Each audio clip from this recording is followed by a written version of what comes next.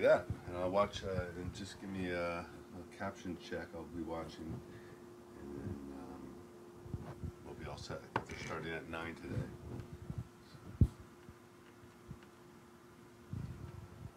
Yes, they were.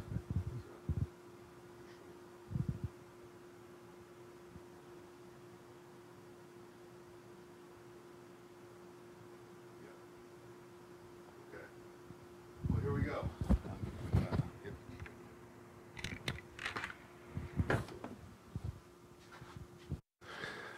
This is a caption test, audio test for caption. Testing 1, 2, 3. Caption audio test. Looking good. I'm seeing the caption. And I am going to leave the connection to you, captionist. And we'll talk later.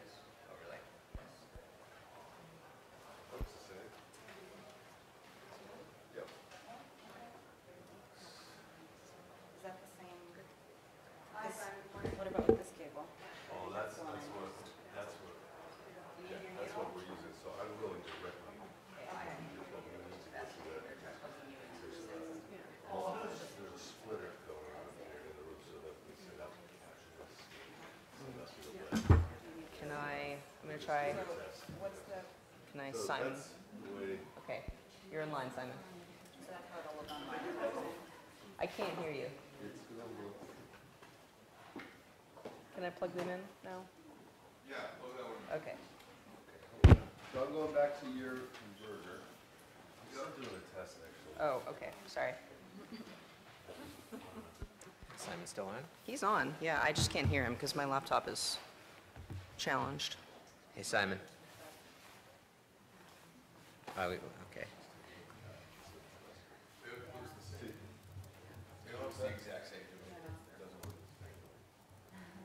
I see absolutely no difference. That would be, I know. All right, so let's do this. It's okay, I think it's visible, so it's not a big deal. Okay. I've got HDMI. Yeah. I've been wrong before. It wouldn't be the first time and it won't be the last time, but Hey, Simon, you want to try saying something again? Oh, no, he cannot be heard. Your microphone. Is it my microphone is? Well, can you go to HDMI? Yeah, let's see how we're doing up here. It's for sound or? Yep. Here we go. Yeah.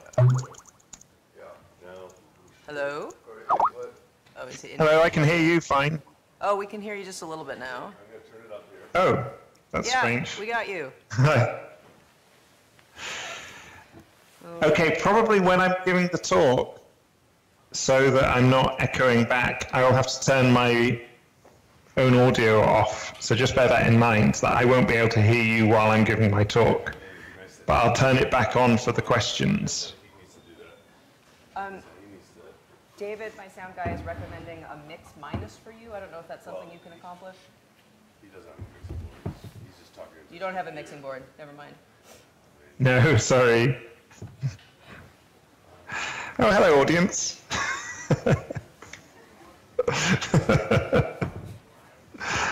Okay. Can you see my slides okay? Yes. That's your computer?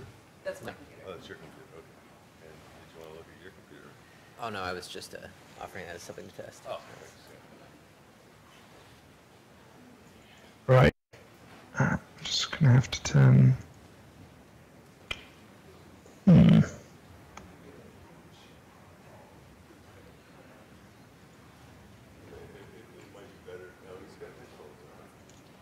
How are your headphones?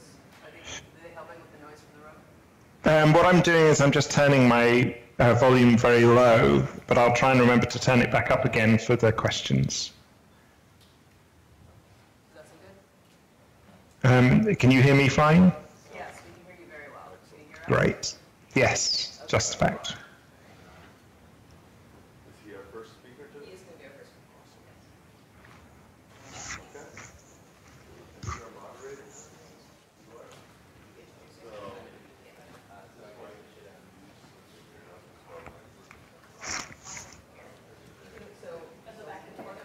So Simon, I think we'll make it very large for instructions, and we'll make it small for slides, and we'll make it bigger. Okay. Is that good? Yeah, it's be fun to be able to do that in real life. I know, it would be pretty exciting. I've had threats from my PhD students that they're going to run in at some point pretending to be two children interrupting an interview. So I've locked the door. Okay, I think I'm gonna leave you in Roger's hands now.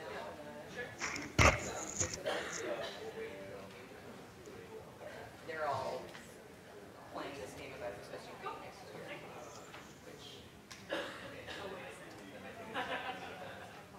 Yes, although the meeting is supposed to end, so. I don't think we should start before the end. Hey, hi. Good to see you. Sorry I can't be there. I want to chat now. Okay. But it's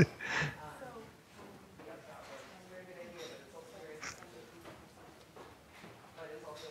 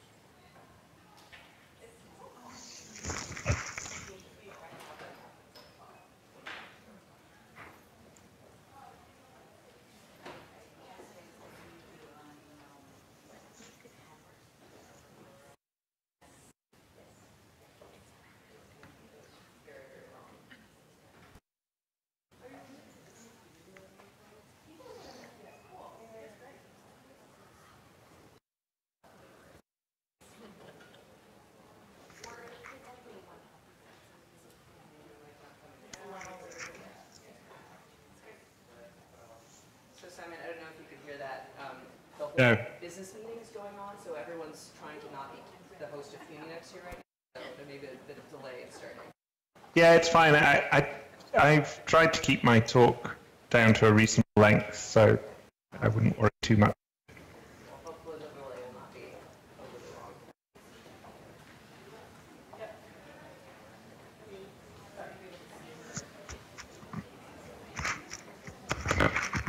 Okay, Simon, we've got your timer here. Can you wait, Laurel? Can you see Laurel? Hello. Okay. You're only a few pixels high, so you may have to be quite overt. So it's a 40-minute slot, right? So I should be allowing 5 to 10 for questions, is that right? I believe that's correct. So maybe Okay. as long as you start flailing wildly, you need to stop talking right at this very instant. Yeah, if it gets to 35, I still have...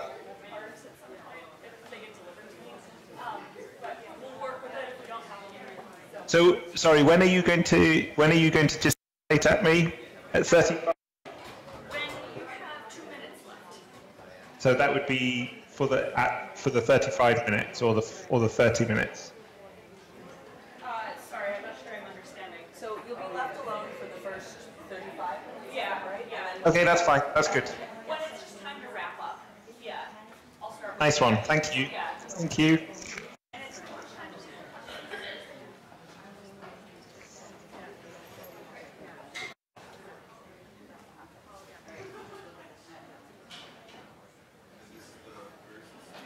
this is the first speaker. Is everything okay on your end?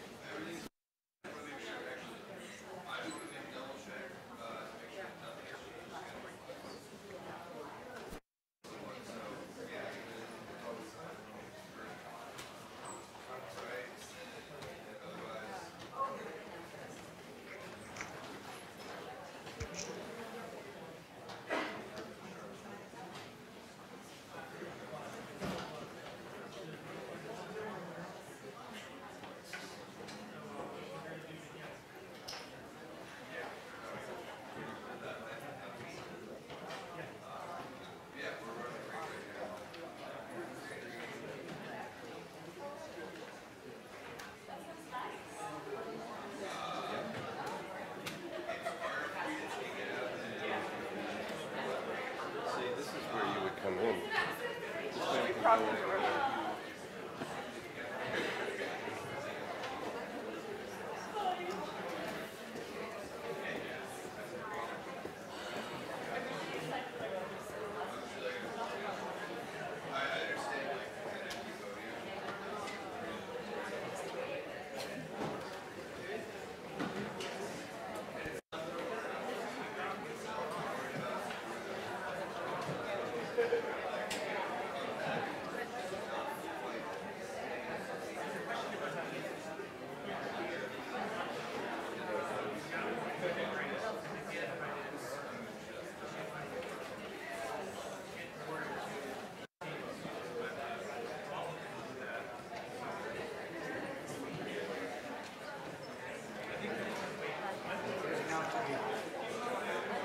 Hi.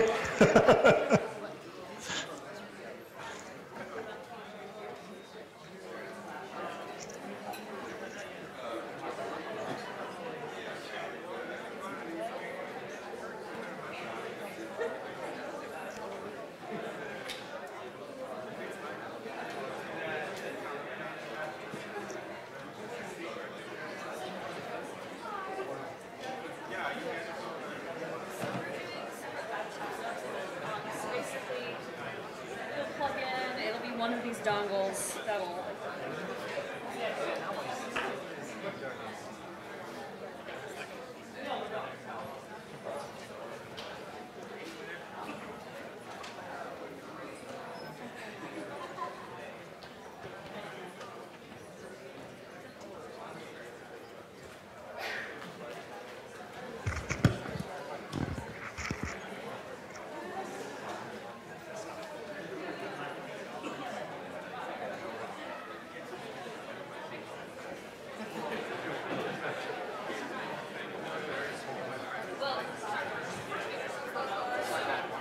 Hey, hi. So it'll be one of these guys, and then eventually the HDMI will get plugged into it. Okay. Probably it'll be the one of those guys. Yeah, that's right. Cool. I think this is the USB stick for the router that they have. Water here if you want it. Oh yeah, thanks.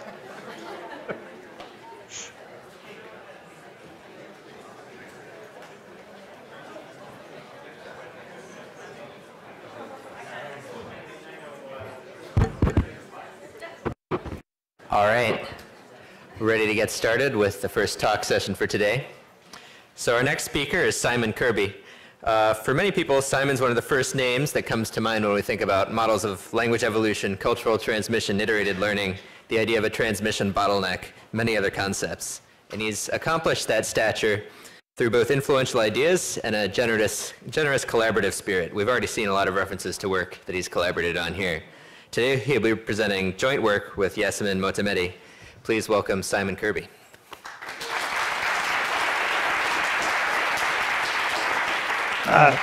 Thank you. Thanks very much. Before I start, I wanted to first say I'm very sorry that I can't be there in person, and to thank the organisers for being so accommodating about allowing me to present by Skype. And thank you all for putting up with a Skype talk first thing in the morning. If any of you can't hear me right now, wave your arms. And if you can hear me fine, wave your arms. Hey! Great. Good. The second thing I wanted to say, especially given the current political climate, I'm really delighted to have the opportunity today to present to you the work of my British-Iranian PhD student, Yasemin Motamedi. That's her on the slide there. So the experiments I'm going to be presenting today are all hers as part of her PhD thesis. But before we get into that, I wanted to just sort of open with a kind of big picture. So there's been a great deal of interest in recent years in language evolution, and it's great to see that interest reflected so strongly in this year's conference. And I direct the Centre for Language Evolution here in Edinburgh. So perhaps a good place to start is with this question. And it's around this question there's actually been a great deal of confusion, or at least kind of differences of opinion about what really the evolutionary approach to linguistics is trying to explain. Now, of course, there isn't just going to be one answer to this question, but I thought I'd give you mine since it's my talk. And what I think an evolutionary approach to language really has as its focus is something like this. To really understand the foundational properties of language, what traditionally have been called the design features of language. So these are the fundamental properties to language, which are essentially definitional of what language is, and to a large extent, perhaps, are absent in communication elsewhere in nature. So it's worth remembering that communication is absolutely ubiquitous. Basically, all living things communicate. But I think we'd all agree that there's something particularly peculiar about the way humans communicate with language. And I think that's our target for explanation when we take an evolutionary approach. So, what sorts of things are we going to be trying to explain? What are the sort of design features that we're particularly interested in? So, kind of from a comparative perspective, I think perhaps the most unusual feature of language is its structure. Specifically, language is rampantly systematic. So the way in which we construct signals when we use language is systematic at all levels of description. So, for example, one of the key design features of language, duality of patterning, exhibits a systematicity at two levels. So this is a waveform of me saying 2 boots, and this is a picture of my son's really cute 2 boots. And you're able to map this sound and this meaning together because you're aware of the way language is structured on these 2 levels. So we can break this down a little bit further, and we can say that language is combinatorial at one level. So the sounds that make up language can be recombined in different ways, systematic ways to construct signals. And at another level, it's compositional. So collections of these sounds put together are meaningful, and then the meaning of the whole is a function of the meaning of the parts and the way they're combined. So for me, a big part of what I think my job is to try and understand why language has these properties. Where does this systematicity come from? And a related question, although a much more difficult question, is why is this so rare elsewhere in nature? I mean, this seems like an incredibly sensible way to design a communication system. The combination of these two properties allow us to talk about anything. We have this open-ended expressivity because of compositionality and combinatoriality in our linguistic system. And yet, arguably, there is no other species that does it this way. So today, I'm going to mainly focus on compositionality, although I think many of the same laboratory techniques that I'm going to talk through can be applied to the combinatorial level too, and indeed have been. And if there's time in questions, I can talk a little bit about that. Okay. So how do we go about explaining this uniquely human systematic structure? We have this feature in language. What does an evolutionary linguist bring to the table in trying to explain it?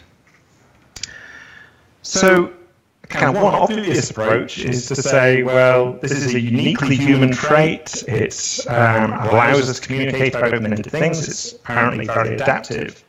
So an obvious place to look is to biological evolution, or at least a particular aspect of biological evolution, adaptation by natural selection. So in this view, we'd have some capacity for language that we're born with, that as a result of selection on genetic variation ends up constraining languages to have this systematic property. So, for example, we might expect that through biological evolution, a language faculty has arisen that builds in something like duality of patterning.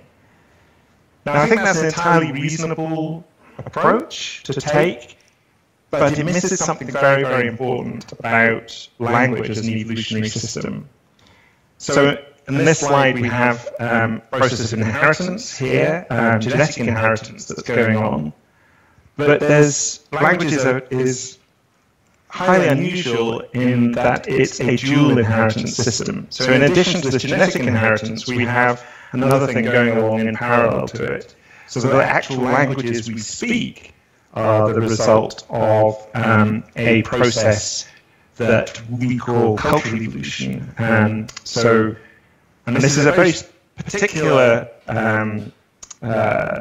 definition of culture we're using, and I don't want to go into details of definitions now, but again, we can return to it in questions if you like.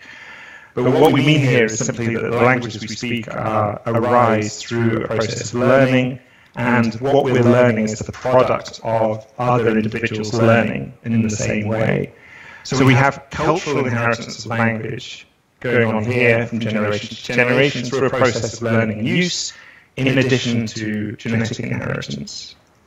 Now, that might be neither here nor there, but a great deal of focus of work in recent years, and particularly in Edinburgh, has been to suggest that this cultural process, this process of cultural evolution, actually does a lot of explanatory work for us. And in fact, we can focus very much on this side of the diagram to explain even very basic fundamental design features of language, like duality of patterning, compositionality, combinatoriality, and so on. And that lifts the burden of explanation away from biological evolution, or at least shifts it in an interesting way.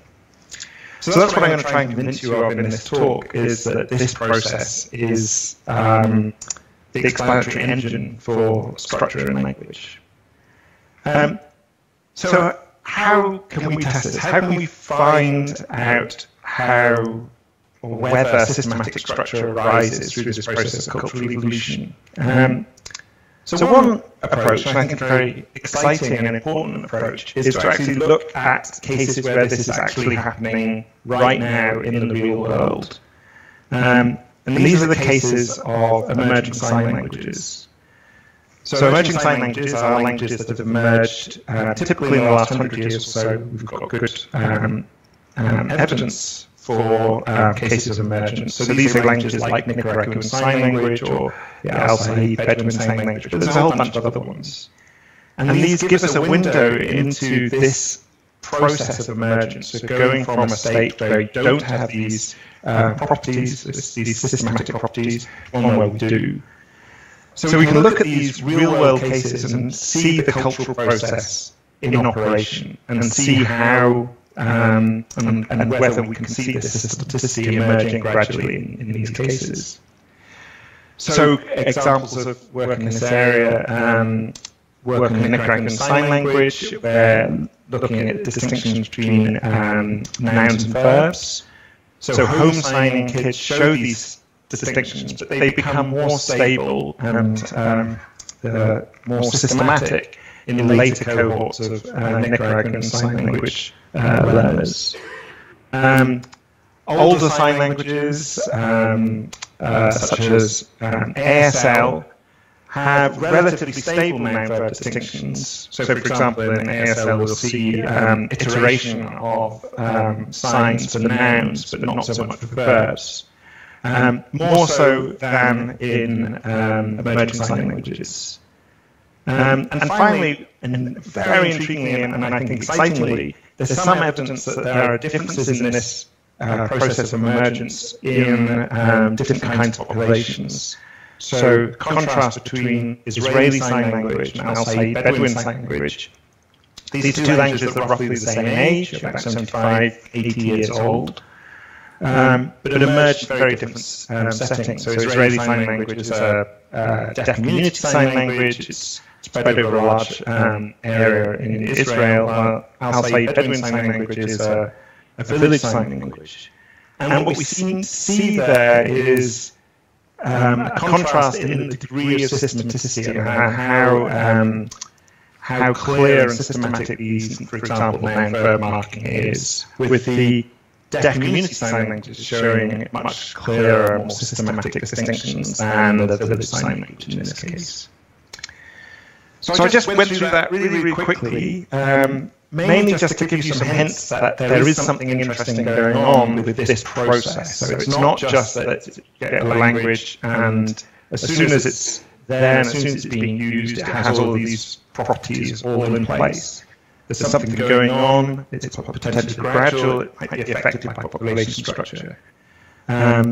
Systematic distinctions seem to emerge as they're passed through generations of learners. And these distinctions become more stable in bigger and more widespread populations.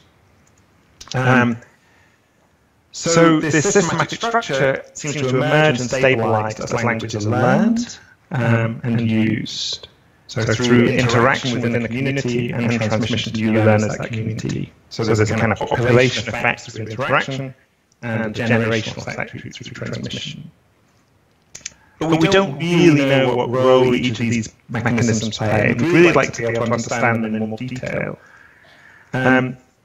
What we really want to know is how do these processes of transmission and interaction affect the emergence of systematic structure in a manual communication system. So that's really the question for Yasmin's experiment. And what we're going to do is tackle this question empirically by recreating processes in the lab. So we need to run an experiment that has transmission, interaction, and ideally use manual communication to do that. Now, luckily, we have experimental analogs for all three of these things that we can use. So what we're going to do, I'm going to show you how we do it, is bring together three distinct empirical methods that are already out there. So the first is silent gesture.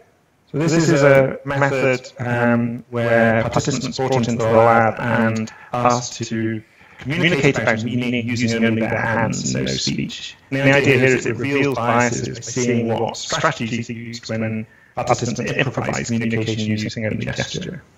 So that's manual communication.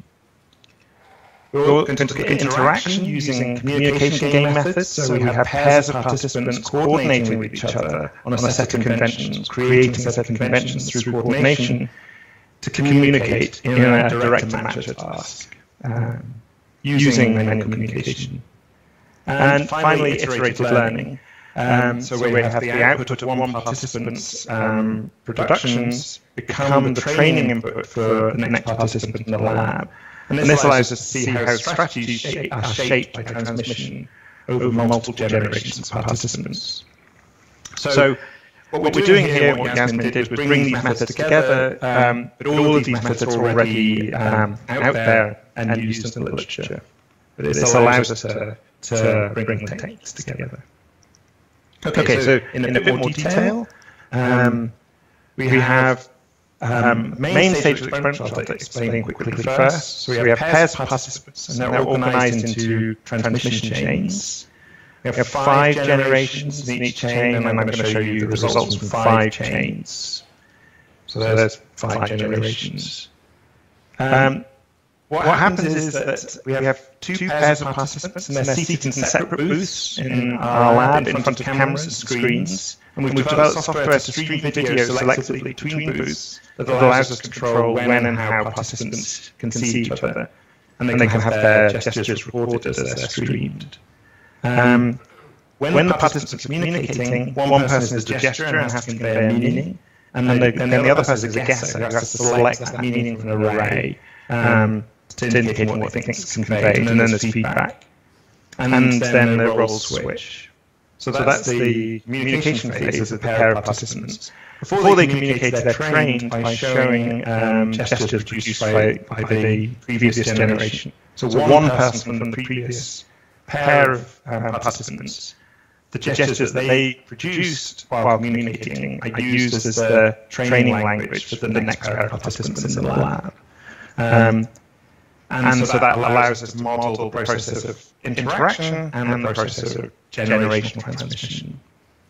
Now, of course, we need something to start the experiment off, to have the first 2 participants learn something. So what we do is we gather these seed gestures. And these are spontaneously produced gestures for all meanings from a bunch of individual participants. So these participants we bring in and we show them just one meaning and say, communicate about this using your hands. And this collection of gestures forms this variable input to start chains off in the main experiment. Okay. So that's our generation 0. So that's the design for the first experiment. What the participants are communicating about is a set of meanings. Here they are. And they're arranged in such a way as to vary on 2 dimensions. So there's various themes here, food, religion, photography, and so on. And various functional dimensions, we call them. So person, some quantitative findings. So this is what an example of a seed gesture video. So this is to make an arrest. So it's shooting. That's the way you shoot first, arrest later. Handcuff. And so on. So it's very pantomimic, acting out this whole scene, and that's how she chose to indicate making an arrest. Another example, this is a church. He walks in, looks around the religious hall. Right. So it's church. Okay, and again, it's just this kind of big, unsegmented, and holistic, imagistic pantomime for church. So we would take one of those videos, like the church video, and then pass them on to the first generation. These 2 participants from the first generation, just show you quickly. Church, her, and church for her partner. And then 5 generations later, after it's passed down to a number of generations, what they look like. Cheery.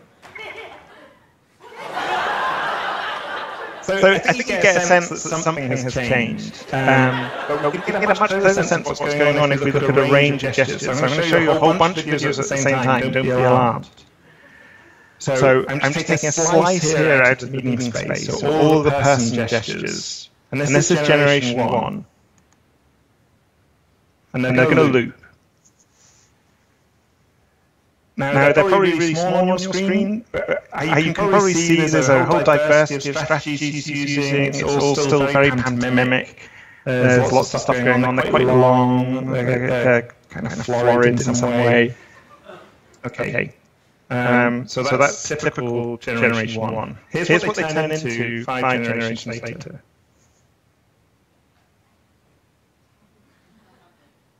Okay? Much more efficient and also highly systematic. So in all one of them, there's a point to self, indicating a person, and then a small segment indicating the theme. So it looks here like there's two things that have happened. There's an increase in efficiency and an increase in systematicity. And these look to me to be compositional, and they're composed of these two parts that can map onto these two dimensions of the meaning space. So I want to suggest that we've gone from something pantomimic to something more language-like. And by pantomimic, I mean unsystematic, imagistic, elaborate, redundant, to something systematic and efficient. And this seems to be the result of this transmission process. And I want to argue and demonstrate this happens due to both interaction between our gestures and transmission to new learners. But just to give you a little bit more detail, here's how we actually analyze that and some numbers on this. So we coded the gestures. I say we. Yasmin coded the gestures to extract out what we're calling markers. So gestures mean for a whole category. So we might have a person marker, for example, pointing to self, a location marker doing a box outline, for example, object marker, which might be a point to the object gesture, an action marker, which are, as you'll see, are actually quite rare. And we can look at the prevalence of these over generations. And what we see is this cumulative increase in markers over generations in the experiment for all of the different aspects set for action, and action typically wasn't coded. So what we're seeing here is this systematic marking of these different categories, as well as a broad distinction emerging between nouns and verbs. Right? So the noun category, the noun-like categories are being marked, and then the verb is unmarked typically. And again, importantly, this is a cumulative process. It doesn't just happen in the first generation. So the systematic structure is emerging in the experiment this way. I also said they appear more efficient. We can measure that in terms of the length of gesture, in terms of number of elements, and also the redundancy, the number of repetitions of gesture elements goes down over generations. So gestures are sort of shorter and have fewer redundant repetitions. So in this, to summarize this experiment 1, where they're suggesting this is something like a movement from something more pantomimic, something more language-like, something that has compositionality and is efficient, systematic and efficient. Through this process, it involves both transmission and interaction. But this hasn't quite answered the question we started with, right? We wanted to know what the roles are, the respective roles of interaction and transmission, so this sort of community effect and this generational effect on structure. Which of these is important? What exactly do the two mechanisms contribute? So what we want to really do is basically run 2 more runs of the experiment, one with only transmission and the other one with only interaction, and see what happens. So that's what we're going to do. So we can isolate these 2 processes. So that was the design you've just seen, with dyads interacting and transmission to new generations. A transmission-only experiment where we just have participants learn from the previous gestures and then produce them with no interaction. Looks like this. We'll run that. And again, we'll have 5 generations and 5 chains. And then an interaction-only experiment, which looks exactly like the original one, but we just don't have transmission. And we keep the participants in the lab for 5 times as long as we had them in the first experiment. So now participants learn again once from the seed videos, but from then on they're just interacting over and over again. So now we've got, instead of 5 generations, we've got 5 rounds. And instead of 5 chains, we're going to have 5 pairs of participants. Okay. So again, I'll just show you some videos first to give you a sense of the differences, and then we'll look at some graphs. So just a reminder, this is the transmission plus interaction condition, his prison, at the end of the experiment. So there's I'll show you that again. There's a building marker and then a theme marker. And here's her church, building marker, theme marker. Okay, so super compositional, super systematic. Note that churches and prisons don't normally look like each other, but they do here. So there's a movement away from iconicity we're seeing here too. Okay, now this is transmission only. So have a look at this. This is her prison. And again, this is the last generation. So there's handcuffs, bars. It's a building with bars. There's bars. Right. So did have a marker for building, and we'll see the same marker in the next video, but there's a lot of redundancy and repetition and just saying things over and over again. Here's her church. It's a building, crossing herself, there's a Bible, have a look at the Bible, cross herself, it's building. Okay, so long gestures, there's some systematicity, there's marking location, but it's inconsistent and lacks consistent order, lots of redundancies. Now interaction only, so remember this is where we have the same pair of participants in for like, I think it's 2 hours or something, interaction with each other. So here, prison, that's it. And here's church, that's it. So very efficient, but there's no systematicity, there's no internal structure here. There's no compositional relation between these signals.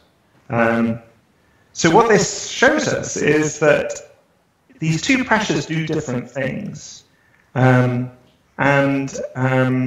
The way they interact, the bringing together of transmission and interaction is what gives us the efficient systematicity that we would expect in a linguistic system. So just some sort of graphs. That was our original thought of the emergence of these systematic markers in the transmission plus interaction condition. We see something quite similar in the transmission only condition, where we see these markers emerge. In the interaction only condition, the first generation is exactly the same, right? In these experiments, the first generation looks identical. But then it stalls. So further rounds of interaction with the same partner does not lead to the cumulative increase in systematic marking. New learners are needed to do that. On the flip side, in terms of efficiency, here's our reduction in the number of repetitions over generations. We see that even more clearly in the interaction-only condition. They get extremely efficient. In the transmission-only one, notice the scale is different here. They just get more and more and more and more redundant, generation after generation. Okay.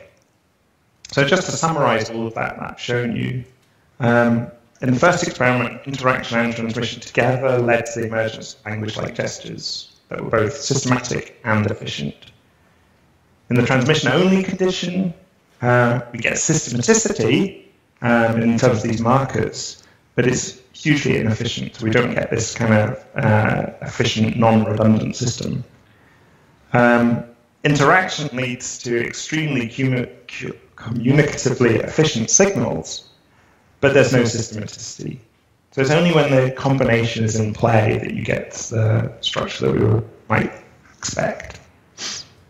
Okay, so just to summarize, I want to suggest that this cultural process, in these two mechanisms that are in play in the sort of these two microevolutionary mechanisms that are in play in the cultural evolution of language, give us this transition from something pantomimic to something more language-like. So both transmission and interaction together contribute to the emergence of linguistic structure in response to different pressures, pressure for learnability and pressure for communication.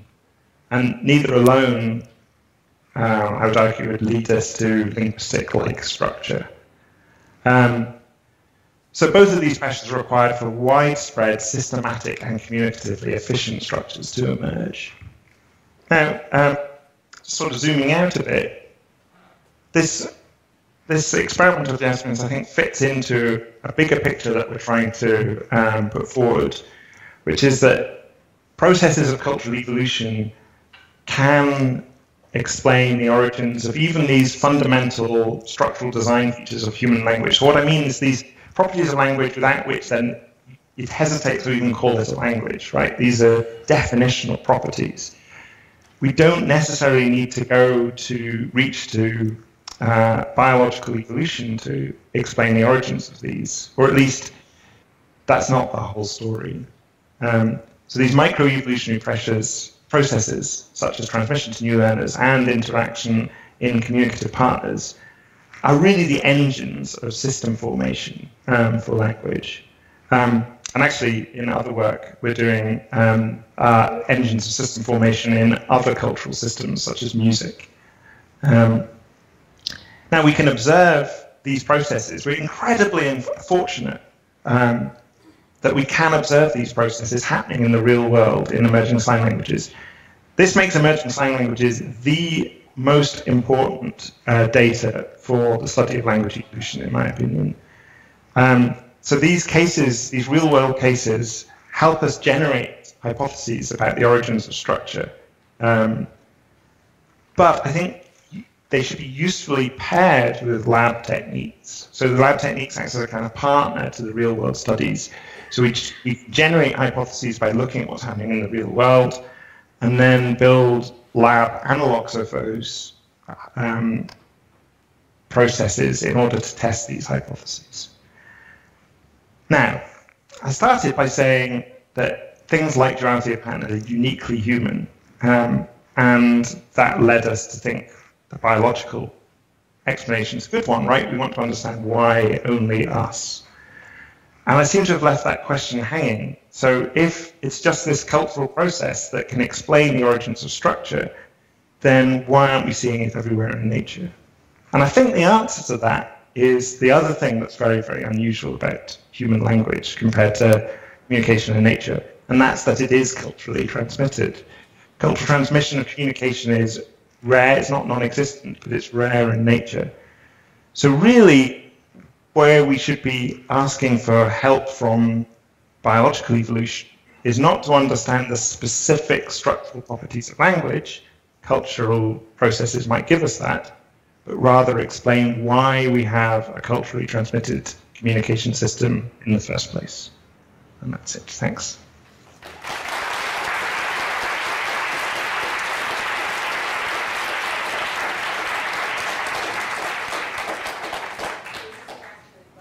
It's just to let you guys know that Simon can't hear the microphones very well, so I'm going to go up and repeat your questions to him. So please do remember to state your name at the beginning of your questions so he knows who you are. Good deal. I'm Gail Monner from the University at Buffalo. And I was fascinated by the kinds of ultimate forms that your participants were producing. So when they were looking at the church and the prison, what they seemed to be doing is first producing a kind of category marker, like building, and then a distinctive feature. So something that looked like reverence and something that looked like being handcuffed. Is this typical of all of the kinds of gestures that people were doing, that they had an order to them where there was a category marker and then a distinctive feature? Thanks. That's a really great question.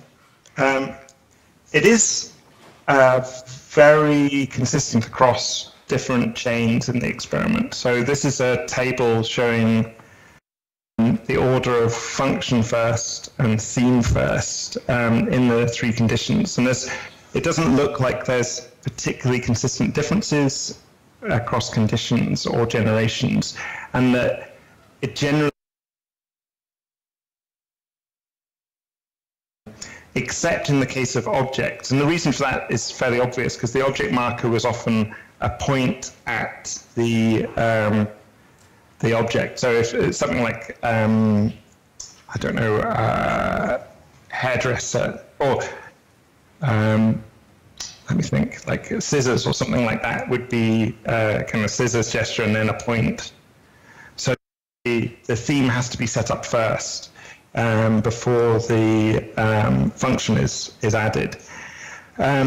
So it's a really intriguing puzzle or question as why we get this very, very consistent function first, theme second order. I mean, there are differences. There's more themes in our experiment than there are functions. So you could try and mount you could sort of think about information and how much information is being conveyed, or more in a semantic kind of way, think about it setting up the context first. But we just don't know. That is something that would be very interesting to try and think of manipulations to study.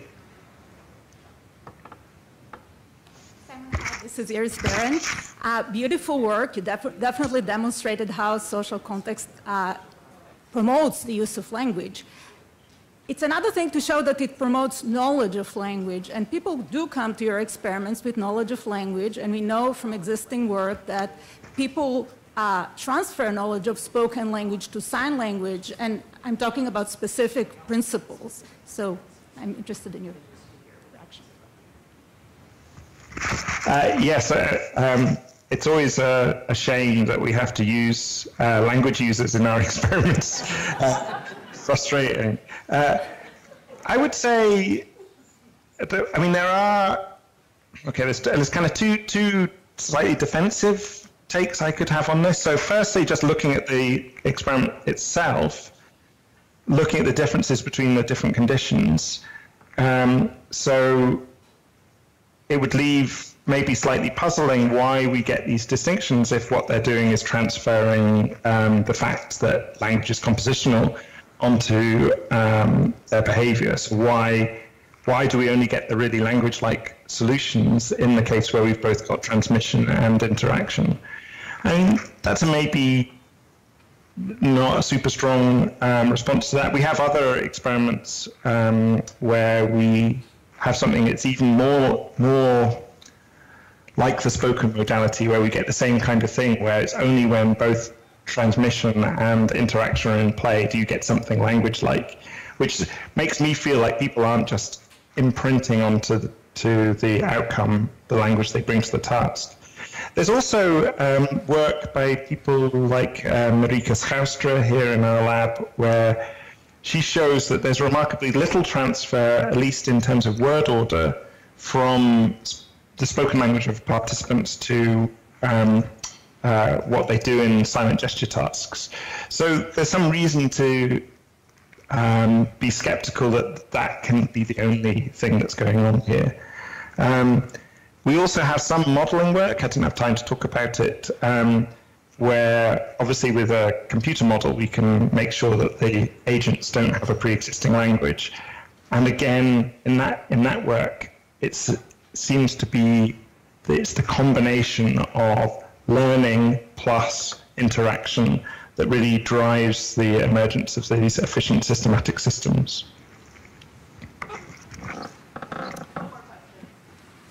Oh. Hi. I bet we're going to ask the same question. So maybe we are. Okay, go for it, and we'll see. I'm Annie Senghaus from Bowdoin College. Hi. And as you know, I love this work, and I've loved watching how it complements the messy stuff that you do in the field situation. I think you're exactly right that we can really learn from looking at these approaches together in great ways. So I wanted to push you on this idea of how these processes, they create pressures that increase the learnability and are compressing the signal in particular ways, I would say, to increasingly fit the human mind, right? So I think it's a false dichotomy to say what's coming from the culture and what's coming from the biology. What's coming from the culture is this set of pressures that are going to bring out, they're going to reflect what's in the biological learner, right? If something's becoming more learnable, it's becoming more learnable by a particular kind of brain, right? And if we ultimately want to find out what's the nature of that brain, right? If you look at bird song, say, right, zebrafinch song, going from isolates who then pass their language down to a new generation and a new generation. You see the same kind of emergence of zebrafinch song. You know, Zahar's work on the zebrafinch, right? What you end up with is very zebrafinch-like song after 5 generations.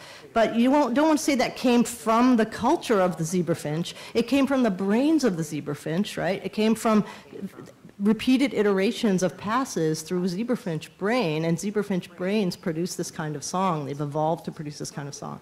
So I think that just in terms of the framing, I don't understand this pitting of biology against culture, right? It's how does a biological system work within these particular pressures that a certain cultural context produces, right? Thanks. I mean, that's great observations. And as you know, I'm a big fan of the work done by Olga Feher here and others on the zebrafinch. And I think it's really, it fits very nicely with this story. What I would say is, I mean, I don't want to give you the impression that I think these two things are pitted against each other. They're happening in parallel. So what we're really interested in is what does having culture operating alongside biology do? The outcomes of these experiments are obviously reflect properties of the brain, they reflect properties of learner, and there's a whole lot of very, very nice theoretical work on exactly how those relationships play out. So the Bayesian iterated learning work started by Tom Griffiths is a nice example of how you would go about saying what is the relationship between prior bias of a learner and the outcome of cultural transmission. But it's one thing to say something reflects properties of the learner, and another thing to say that it's not coming from the culture. Again, that, in a way, that's the same kind of false opposition. What we've shown in a range of modeling work is that what cultural transmission does, or often does, is it amplifies weak biases in the learners. So this cultural process takes relatively weak and defeasible biases in learners and amplifies them up. So this kind of systematicity that you see doesn't emerge unless you've got this transmission, this repeated transmission to new learners. So what we think that means is that what the biology has to provide for this process to work doesn't look like what you might expect if you just were looking at biology. So we're not expecting that the learning biases to be strongly constrained to have all of these properties built in, but rather just weak, defeasible biases in favor of simple solutions might be sufficient. I actually think that's the same for the zebrafinch too, that what those results show is that you don't just get it in one generation, you need multiple generations for these species-typical biases to come out. So yes, biology still has a role, but what culture does is it takes a lot of that explanatory work away from biological evolution, lifts the burden from biological evolution for the explanation of structure. I agree with all of that, except for the lifting the burden phrase, right? Because I think you're talking about an interaction, right? How a mechanism functions within a certain context with certain input. So it doesn't make sense to say that a linguistic form comes from the culture or comes from the biology, right? It's the product of a system with under certain pressures of. I think we completely agree about what's going on, right? The empirical question that we need to find out then are what are those biases, how defined Yes. they need to be, how specific, right? And everyone here is working on that kind of question, I think. So I love the... Right. So what I would say is the work from cultural evolution makes very clear predictions, which is that the biases should be weaker and more defeasible than the universals look. So essentially we're saying that that strong universal properties like compositionality need not be strongly constraining for the learner. All right. Could I actually make one? We're 5 minutes over. All right, okay. Simon, this is...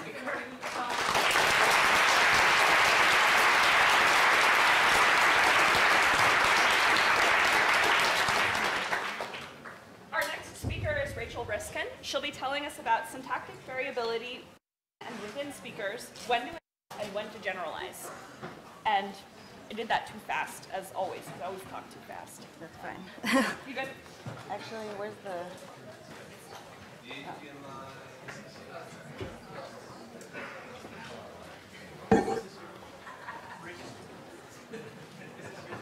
It's fine. I'll use this one. Okay.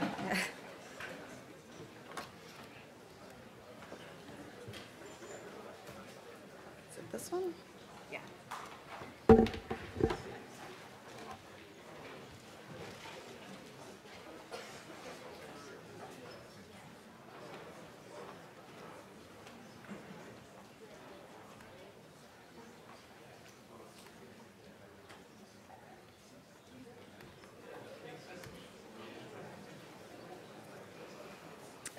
Okay.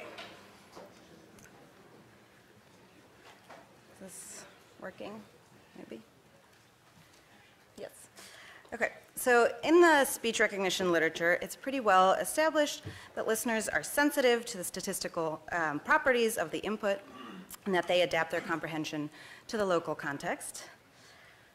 And recently, Kleinschmidt and Jaeger proposed an ideal adapter framework in which they view this adaptation as part of the way that listeners solve the problem of navigating the massive variability in the speech input. And the idea here is that listeners use prior knowledge to categorize input that they've previously encountered. They generalize that knowledge to inputs that are similar to what they've previously encountered, and they integrate new evidence into their knowledge when they encounter a completely novel input. And they've proposed that this framework could be extended to higher levels of language processing as well, but much less is known about the existence or breadth of this type of adaptation in other domains, although some work has been done in syntactic processing. So you might think that on the one hand, learning about what kinds of syntactic structures to expect in a given context might be really good for facilitating processing, but on the other hand, adapting to every new context and every new speaker that you encounter might also be sort of a somewhat inefficient strategy for a listener. So a key question is then, when is it that listeners do engage in this type of context-specific learning, and when do they generalize from their prior knowledge of the language? So in this talk, I'm going to focus on a particular set of constructions, which we'll be using to test these questions about adaptation and learning in the syntactic domain. So in a sentence like this, field the frog with the feather, the prepositional phrase with the feather could attach either to the noun frog, and serve as a modifier describing the particular frog, or it could be attached to the verb feel and serve as an instrument with which to do the feeling. And it turns out that different verbs have different biases in terms of whether they're more likely to be used with a modifier construction or with an instrument construction, and there are some verbs that are sort of equally likely to be used with both. And this has consequences for online processing of sentences. So Snedeker and Triswell showed listeners displays something like this with 2 animals and 4 objects, although they used real-world objects. And they had them act out instructions like field the duck with the hat while they monitored their eye movements. And you can see that for a sentence like this, the duck wearing the hat is the target animal consistent with a modifier interpretation, and the big hat is the target instrument consistent with the instrument interpretation. And so to illustrate their findings, I'm going to show here data from our own replication of their experiment. So on the x-axis, you have time, and on the y-axis, you have proportion of eye fixations. So if the verb's bias does affect how people are disambiguating the sentence, we would expect that verbs that are modifier bias would lead to more looks to the target animal, the duck that has a hat on, and the fewest looks to the target instrument, the big hat. And on the other hand, for an instrument-biased verb, there should be fewer looks to the animal and more to the instrument, and then equibiased verbs should be somewhere in the middle. And this is exactly what they found and also what we replicated, that participants look more at the target animal when the verb that they're listening to had previously been categorized as modifier biased compared to when that verb had been categorized as instrument biased. And the reverse pattern was true for looks to the target instrument, and equibiased verb fixations were in the middle for both, which suggests that comprehenders do rely on co-occurrence frequency information to resolve this ambiguous attachment. So returning to our question of when is it that listeners might engage in some kind of context-specific learning and when they might generalize, I'm going to try to answer this with 3 sort of sub-questions. The first being, can listeners learn new verb-specific speaker-general structural biases in response to verb structure co-occurrences? So for this, you might have a situation where you have verbs like feel and rub that start out as equibiased, but if people are exposed to feel and rub in the context so for feel, maybe they're exposed to feel in the context of an instrument construction, and they might learn over time that feel is now instrument biased. And on the other hand, they might learn that rub is instrument biased if they've been exposed to rub in the context of these modifier biased constructions. So the second question is whether they can learn verb general speaker-specific structural preferences, also from exposure to the currents of speaker and structure. So here, people might learn that speaker A always uses the instrument construction across all verbs, and speaker B always uses a modifier construction across all verbs. And finally, we want to know whether listeners can learn simultaneous verb and speaker-specific biases, so the intersection from exposure to these 3-way bindings of speaker, verb, and structure. So I'm going to start with the verb-specific question. So in prior work, we showed that actually verb biases are continuously updated based on exposure to new co-occurrence statistics. So we did this by starting out with 8 initially equibiased verbs, and we had participants listen to them paired with unambiguous modifier instructions for half of the verbs, and the other half were paired with instrument structures during training trials. So the training trials look something like this. So participants, for a modifier training trial, participants might hear, should rub the bunny with the sponge? And so given the visual display and sort of the setup sentence, it's pretty clear here that the modifier interpretation makes sense. And for an instrument training trial, they might hear something like, what should you use to rub the bunny? I know, you rub the bunny with the bottle. And so again, here with the visual display, that bottle's hard to see, but that's, yeah. So it's pretty clear that the bottle is supposed to be the instrument here. And then we tested them on these globally syntactically ambiguous sentences like feel the duck with the hat. And these test and train trials were randomly interspersed, and we also had some filler trials mixed in there. So for this experiment, there were 64 training trials, or 8 per verb, and then 32 test trials, 4 per verb. And so the idea is that if nothing is learned, because these verbs start out as equibiased, we shouldn't see any difference between the verbs depending on whether they got trained with the instrument construction or the modifier construction. But if participants did learn these new verb biases, then you should see more fixations to the target animal,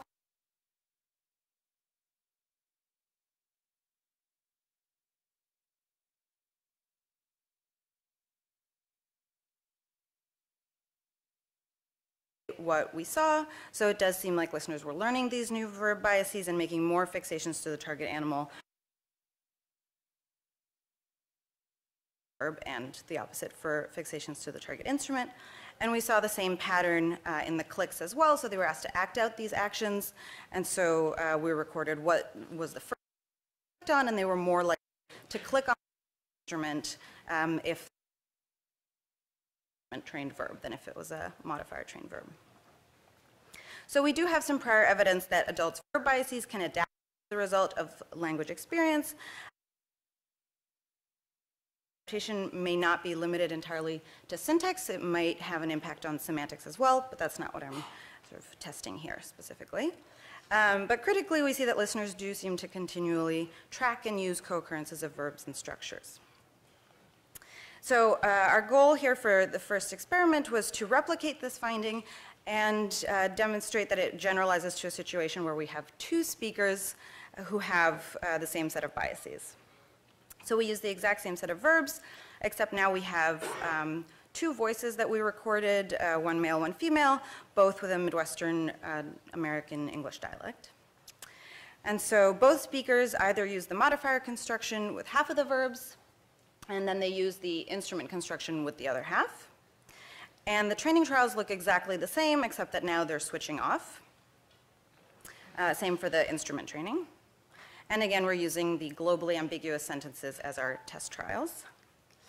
So for a verb like feel, which received modifier training, regardless of who the speaker is, we are expecting more looks to the target animal.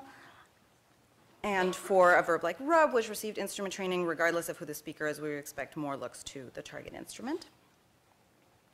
And this is the same randomly interspersed design for the training and test and filler trials. And what we see is that we do, in fact, replicate our previous finding, both in the eye tracking data and in the action data.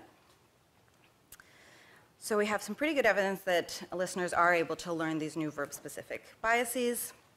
So now for our question of speaker specificity, we have the same 8 verbs and 2 speakers, but now we're having speaker A always use the modifier construction regardless of the verb, and speaker B always use the instrument construction regardless of the verb.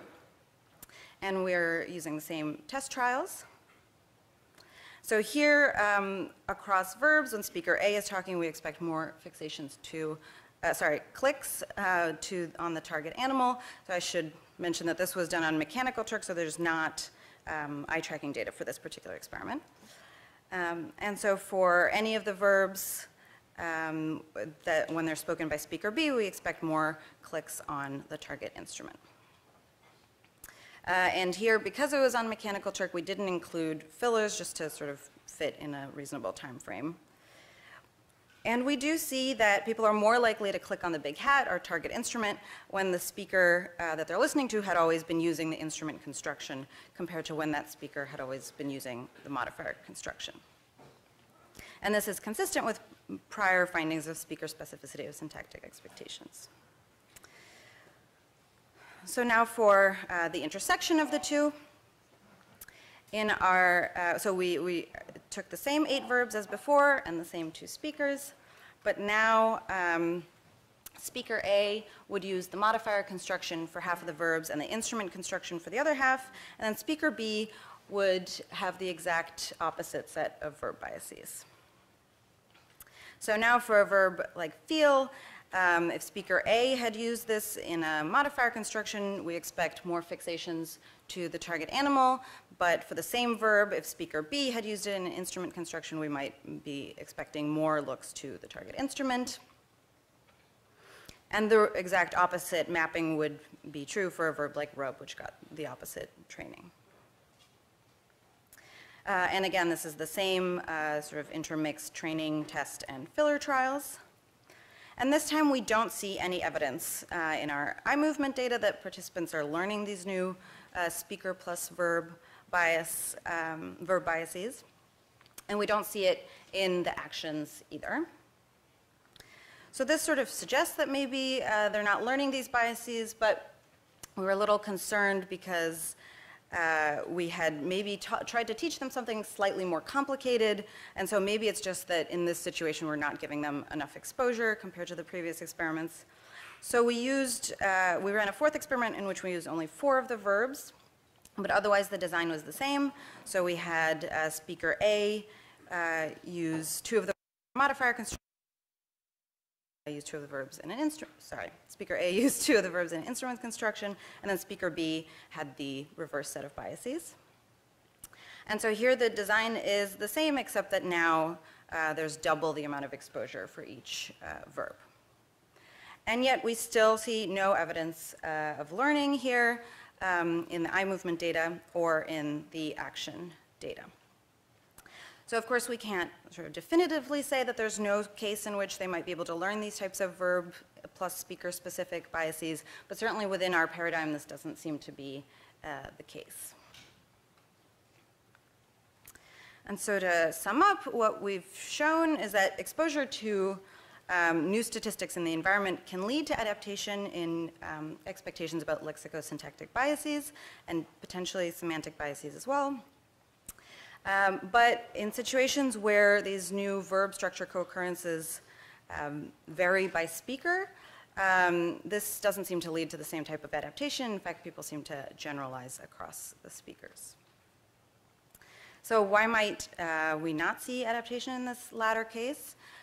So one possibility is that forming this type of really detailed speaker model for every interlocutor that you encounter may be sort of just beyond the limits of memory capacity or create excessive retrieval interference. Another possibility is that speaker is not a really informative context for syntax in the real world. So as opposed to the speech domain, where the individual speaker really accounts for a lot of variability, maybe that's just not quite as true for the syntactic domain. And in a similar vein, we've sort of created this slightly odd situation where we've got two speakers who have the exact opposite verb biases, and that may be quite different from what people are experiencing in the real world. And so if they've come into the lab after a lifelong experience of having people have approximately the same types of biases, it might just be that the exposure that we're giving them is not really going to outweigh all that lifelong exposure. So I'd like to sort of conclude that what we're seeing here is that, on the one hand, listeners are rapidly adapting to novel contexts, but they are also sort of generalizing to similar contexts when learning is potentially not going to actually improve comprehension, which I think is consistent with the Kleinschmidt and Jaeger framework. And finally, I think that discovering sort of the boundary conditions of this type of learning is going to be a key step in being able to link adaptation within the syntactic domain to the ideal adapter framework or any other computational framework. Thank you.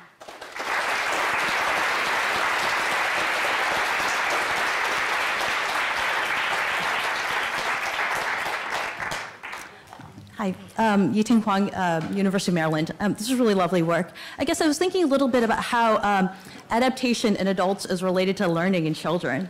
And the kinds of things that children over the course of education, right? Because eventually, 5, but they also have to be able to figure out, like, what are the likely biases introduced to.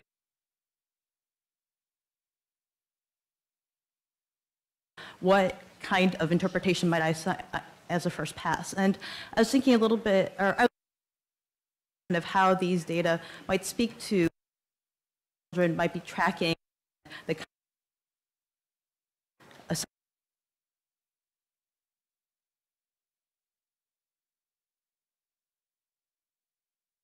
but I think those, let's look at things we already know, see how much we can push them around. Yeah. I think it's sort of a very totally new verb that they've never heard. Where do they sort of generalize from? What do they think is going to happen? Maybe they'll go equibiased, or maybe they'll make some kind of judgment about the similarity of that verb's semantics to a verb they know and go with that verb's bias or something like that. But I can really speculate. Yeah, I mean, I guess like thinking about some of the analogies that exist to like the phonological domain. One observation with kids, on the one hand, kids look kind of dumb because they're not tracking a lot of information about, detailed information about speakers. But on the other hand, it might look kind of smart because the child like is trying to collect as much information as into like little itty bitty categories. They might be forming kind of generalizations and attending to that level. Yeah. That sounds. Hi, Scott Frondorf, University of Pittsburgh. So again, really cool and interesting work. So you found that the participants didn't learn that the specific pairings of speakers and verbs. Suggested that one reason for that might be that that kind of pairing doesn't exist out there in the real world outside the laboratory, and so people may come into the lab with a strong implicit belief or explicit even belief, even that people don't vary in that way, which seems like a very plausible explanation.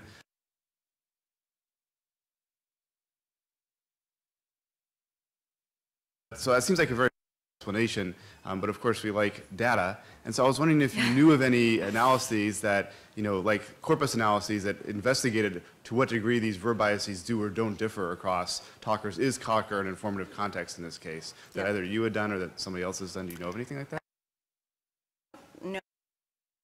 Done. I would love to hear them if they're out there. I think that's something that I've been thinking about, trying to figure out a way to maybe do some kind of production study to elicit these things. Haven't quite nailed down.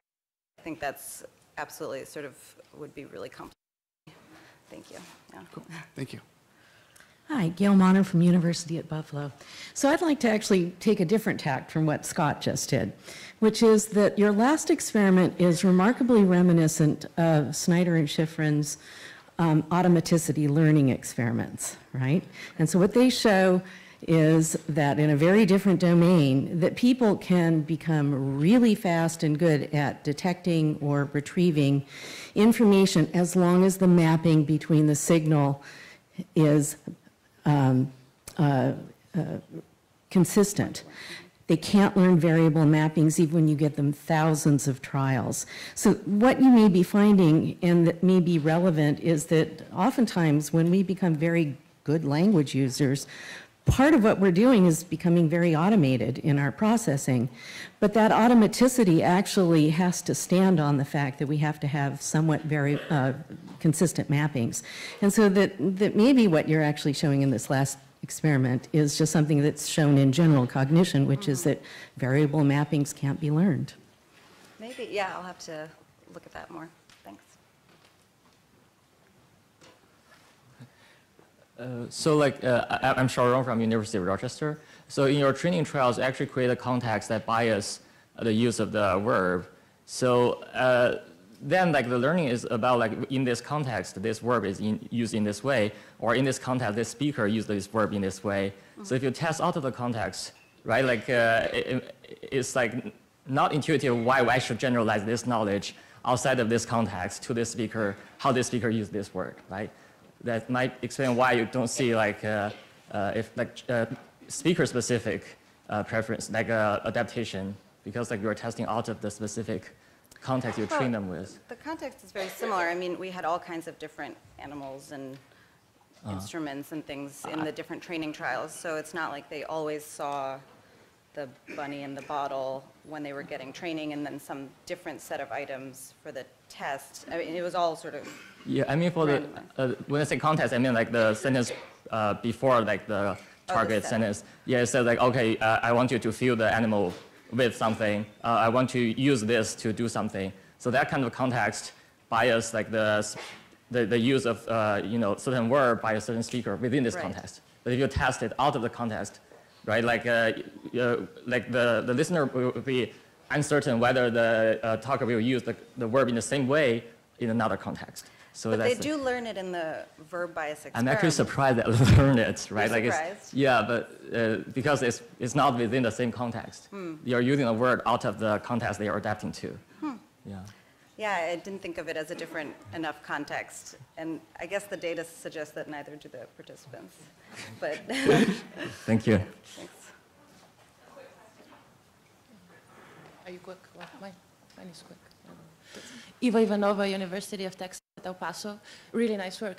I was just wondering whether the results of the last experiments would change if you made one of the speakers a non-native speaker, so kind of introduce something that's perhaps going to be communicatively relevant? Yes, yeah, that's an experiment idea that we've been kicking around for a while. Yeah, I think that makes a lot of sense that maybe another thing that could be useful here is to have sort of a reason to attribute that these people might have different verb biases, and so if you can say, oh, well, this person has some different features in their language, and having an accent is a great way to sort of indicate that, then it might be easier to learn. Yeah, I haven't done that experiment yet. I hope to probably do it at some point. Yeah, or maybe even if you have a communicative situation and then they indicate somehow that they don't quite comprehend if you give them their biases or something like that. Yeah, cool. That'd be great. Thank you.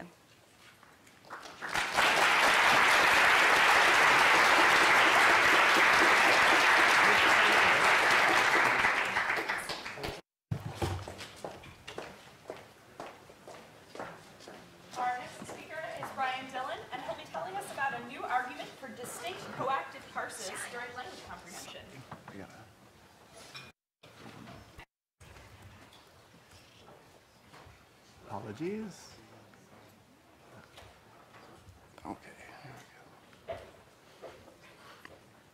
Oh, sorry about this.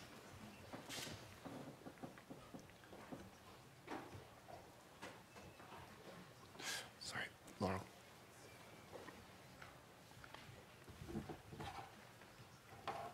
Sorry.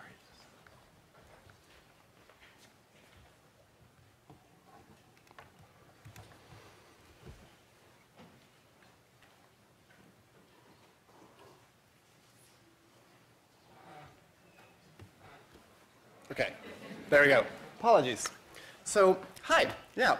Today we're going to present a new argument for distinct coactive parses during language comprehension. So the top level question that we want to try to address today is, how do comprehenders assign a syntactic analysis to the linguistic input? And we hope to offer you two pieces of insight into this question today.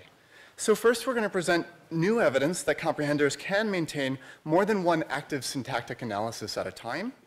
And our argument's going to rest on a novel application of signal detection theory for the analysis of acceptability judgment data.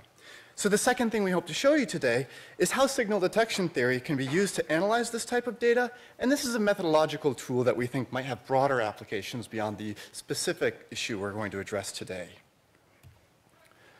So we're going to address our question by looking at the ambiguity advantage effect. So consider this triplet of sentences from Traxler, Pickering, and Clifton, 1998. In this ambiguous condition here, the relative clause has two potential attachment sites. There's the recent or low attachment site driver, and the more distant or high attachment site son. So because either attachment in this condition would yield a plausible parse, both sons and drivers can have mustaches, this configuration is globally ambiguous. In contrast, for both the low and the high conditions, plausibility disambiguates the attachment site of the relative clause. The ambiguity advantage effect refers to the finding that the potentially disambiguating word mustache is read more slowly in unambiguous conditions than it is in the ambiguous condition. So in other words, processing ambiguous attachments appears to be easier than processing unambiguous attachments.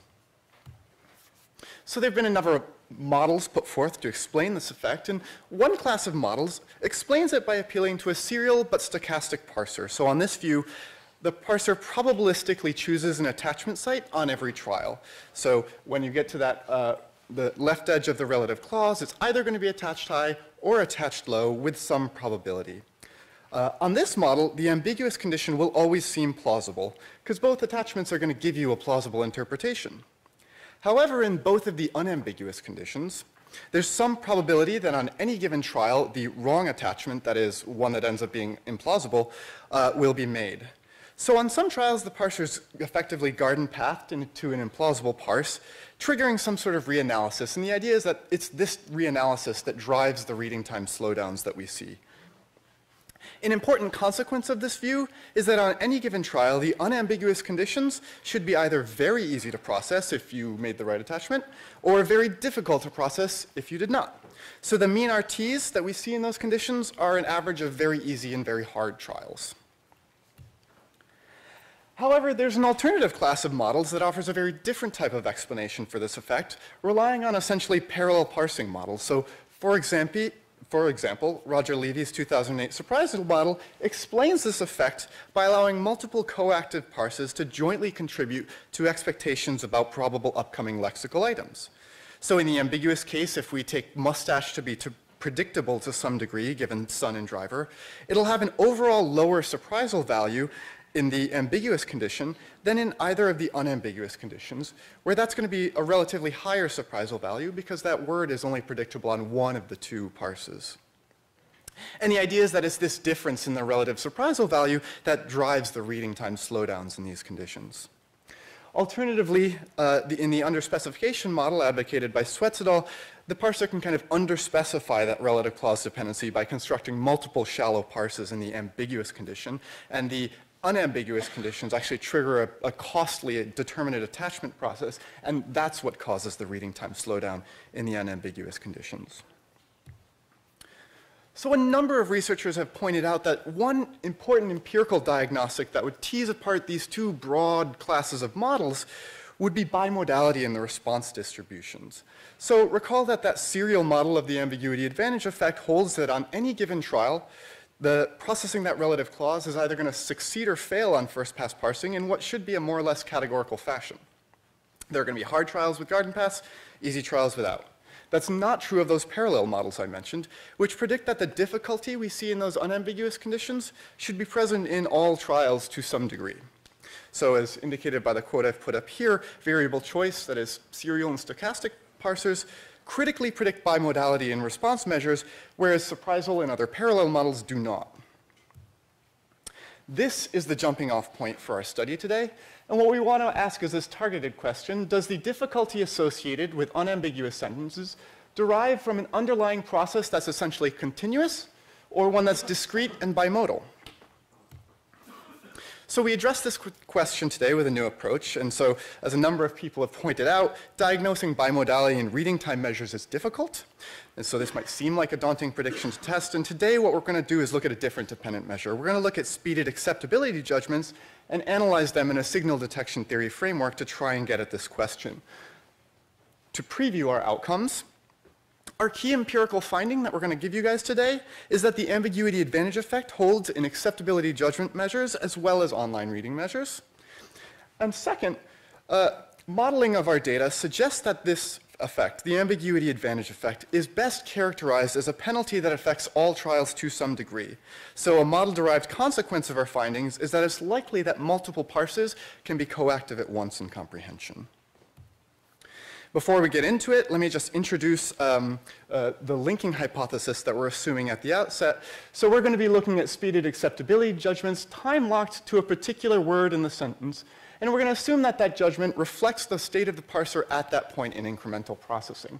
And so decision measures at that point in time should reflect how clearly or unambiguously the parser state will support an acceptability judgment. So, given this, what do we predict for acceptability measures? Well, if the parser is serial and stochastic, then upon reaching that relative pronoun, it's going to probabilistically create either a high or a low relative clause attachment. Because the relative clause verb here is inflected for singular agreement, if it goes low, the agreement mismatch should create a relatively clear unacceptable or ungrammatical signal. In contrast, if the relative clause is attached high, the verb will have the appropriate agreement for its subject, and so there should be a relatively clear acceptable or grammatical signal. So on any given trial with an unambiguous sentence like this, the sentence should seem either clearly acceptable, so the smiley face up top, or clearly unacceptable, the kind of the horror on the bottom. There's going to be a mixture of good and bad trials, is the key point. If instead the parser can maintain multiple parsers at once, the situation's a little different. So in this context, these two activated parsers are offering conflicting acceptability signals. So the high attachment suggests an acceptable sentence, the low attachment suggests an unacceptable one, and so the overall perception of acceptability is going to be neither fish nor fowl. It'll be somewhere in the middle, this kind of grimace face here. This view critically predicts unimodality in the responses to unambiguous sentences like this. That perception of acceptability should be located in between the good and bad sentences rather than reflecting a mixture of good and bad sentences across the experiment. Okay, so to evaluate these predictions, we ran a speeded judgment experiment with an expanded version of the ambiguity advantage paradigm that we saw earlier. The three blue conditions here are those three grammatical sentence types that realize the conditions of the Traxler et al. Study. Multi-match up top is how we're referring to an ambiguous but grammatical sentence. And low match and high match are referring to unambiguous, low, and high attachment sentences. To these three conditions, we added a fourth condition we call no match, which you can think of as ambiguous but ungrammatical. In this condition, neither attachment is actually grammatical. And the purpose of this was to measure the distribution of responses to clearly bad sentences. In our experiment, participants gave the timed binary yes-no acceptability decision immediately following that potentially disambiguating word. Following that decision, we asked participants to rate their confidence on a 3-point scale ranging from very confident to not at all confident. Now at this point, You might expect to see summary statistics of things like reaction times or those confidence measures, but that's not the way we're going to look at those data today, though, of course, if you'd like to see that, I'd be happy to share it with you in the question period. Instead, we're going to present a different way of thinking about data from this type of experiment that has advantages for addressing the specific question we're looking at today, and hopefully it'll be clear by the end why we decided to do it this way. To illustrate our approach, let's focus on how we might analyze the two ambiguous conditions, that is, the clearly unacceptable one no match and the clearly acceptable one multi-match. So let's suppose that a participant in this experiment forms a perception of acceptability of the sentences that can be usefully represented as a unidimensional random variable. I'm just going to call it acceptability. From this perspective, we might say that the class of multi-match sentences differs from the no-match sentences in having overall higher levels of acceptability, and here I'm just representing those as Gaussian distributions over acceptability for the two sentence classes. To make a decision in our experiment, we'll assume that a participant places a criterion on this acceptability dimension, and so she'll respond yes if the perceived acceptability value falls higher than this criterion. She'll respond no otherwise. The placement of this criterion is totally arbitrary, and we expect that it'll vary from participant to participant. Now recall in our experiment, the participant had to further rate her confidence in those judgments. Those confidence ratings are going to correspond to additional criteria placed on this acceptability dimension. These are these dotted lines here.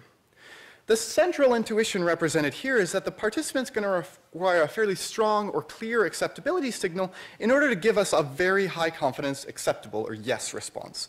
You're not going to bet the farm very often, so if you do, you want to be very confident that it's a good bet.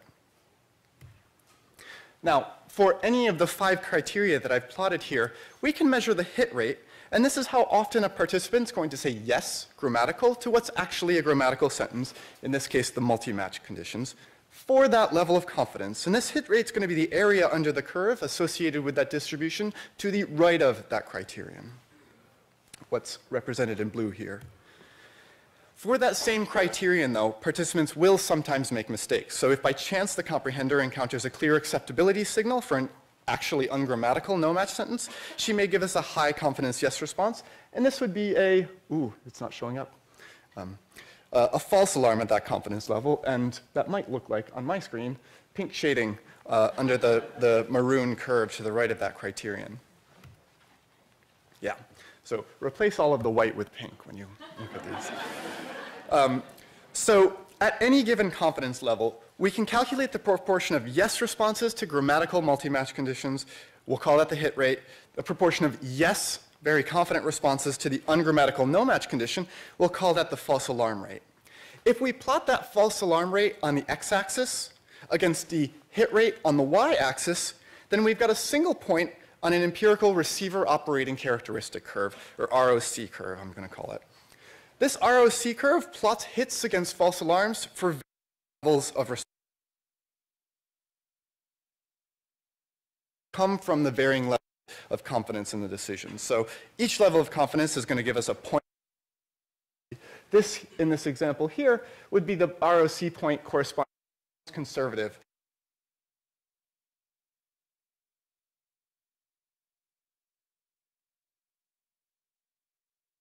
Other point on the curve.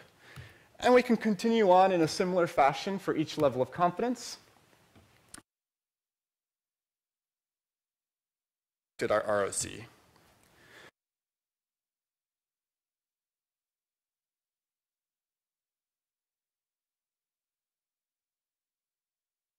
Of bias or confidence. What do we gain from doing this? 2 things. One, the shape of this ROC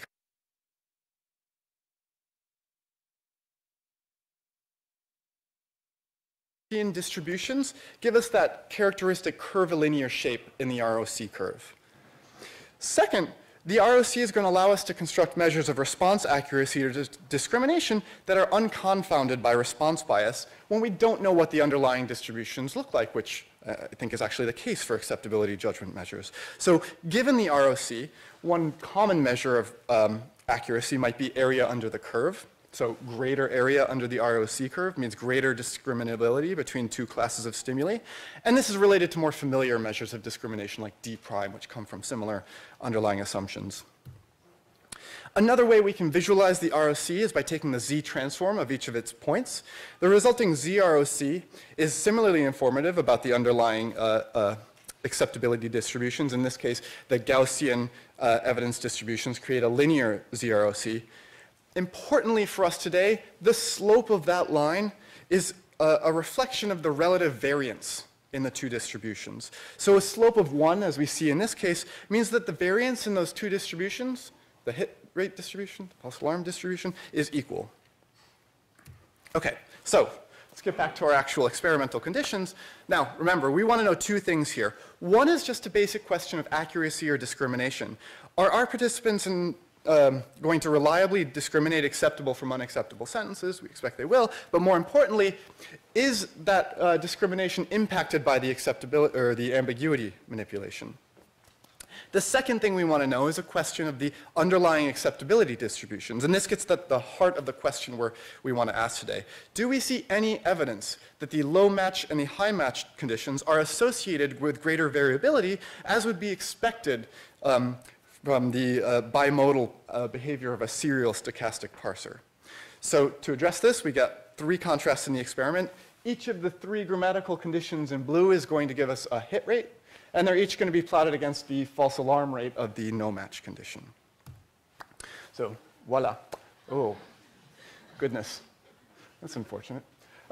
So there's, these are the ROC and ZROC curves here. Each of the open points on these graphs represents the empirical hit and false alarm rates at each level of confidence for each comparison. The dotted lines here, which unfortunately you can't see the pink one tracing through the maroon dots, represent what would be expected if the underlying acceptability distributions were Gaussian, as they were in our example. From these empirical ROCs, we learned several things. First, we see that the ROCs are curvilinear, and the ZROCs are approximately linear. And again, this implies that the underlying acceptability distributions are indeed Gaussian. The second thing we learned from these curves is that accuracy is indeed highest for the ambiguous multi-match conditions, followed by low match conditions, followed in turn by high match conditions. Here I'm presenting the D sub A measure of discrimination.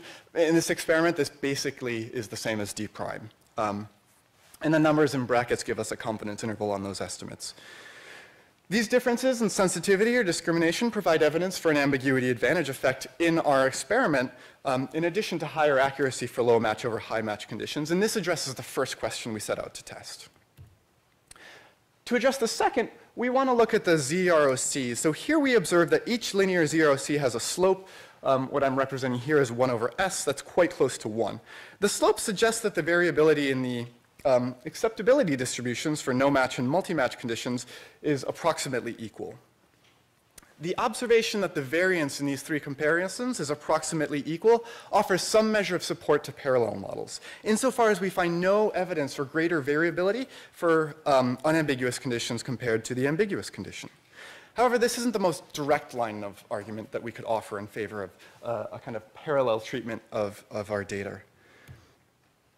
A more direct argument would be to leverage the observed ROC for the ambiguous condition to predict the ROCs for the 2 unambiguous conditions.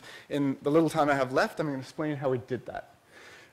So first, focus on the multi-match versus no-match ROC alone. So here we observe the slopes approximately 1, and our D sub A D prime measure is approximately 1.5.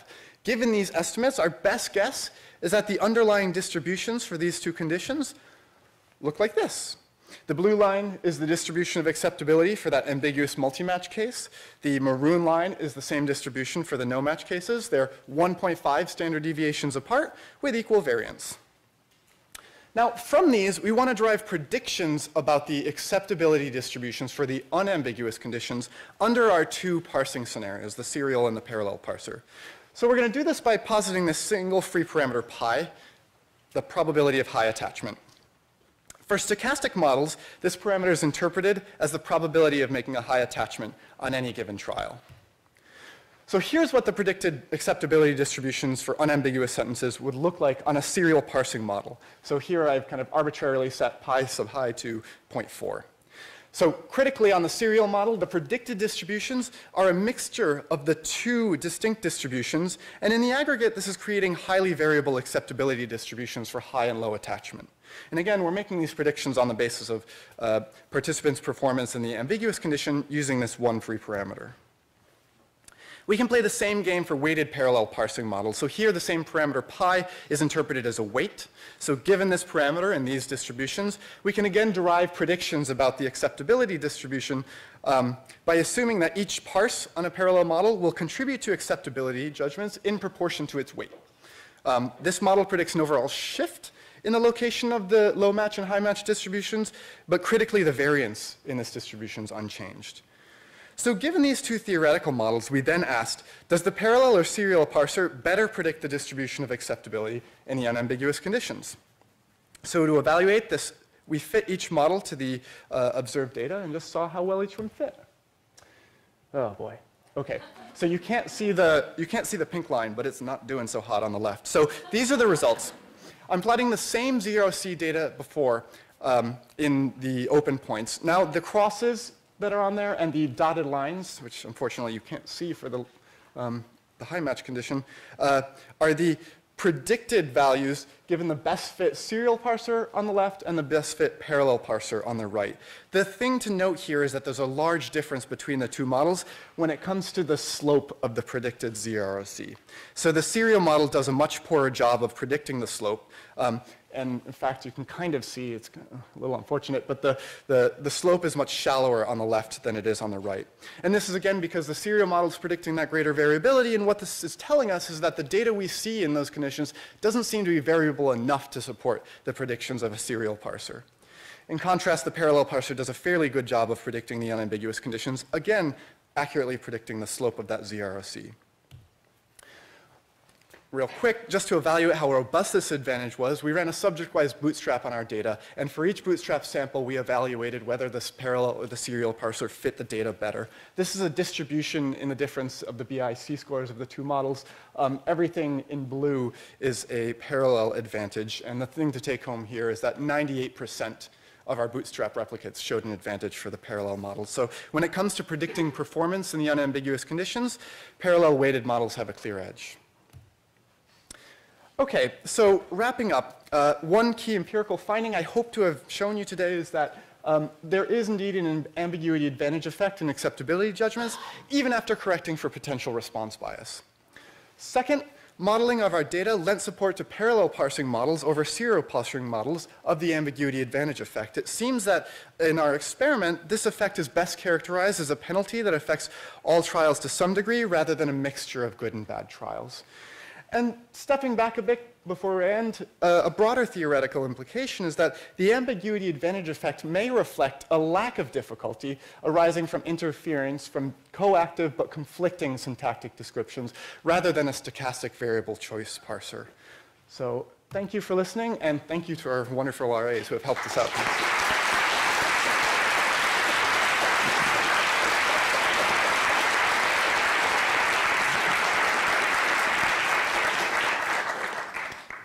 Hi, Brian. Gail Monner, University at Buffalo. So I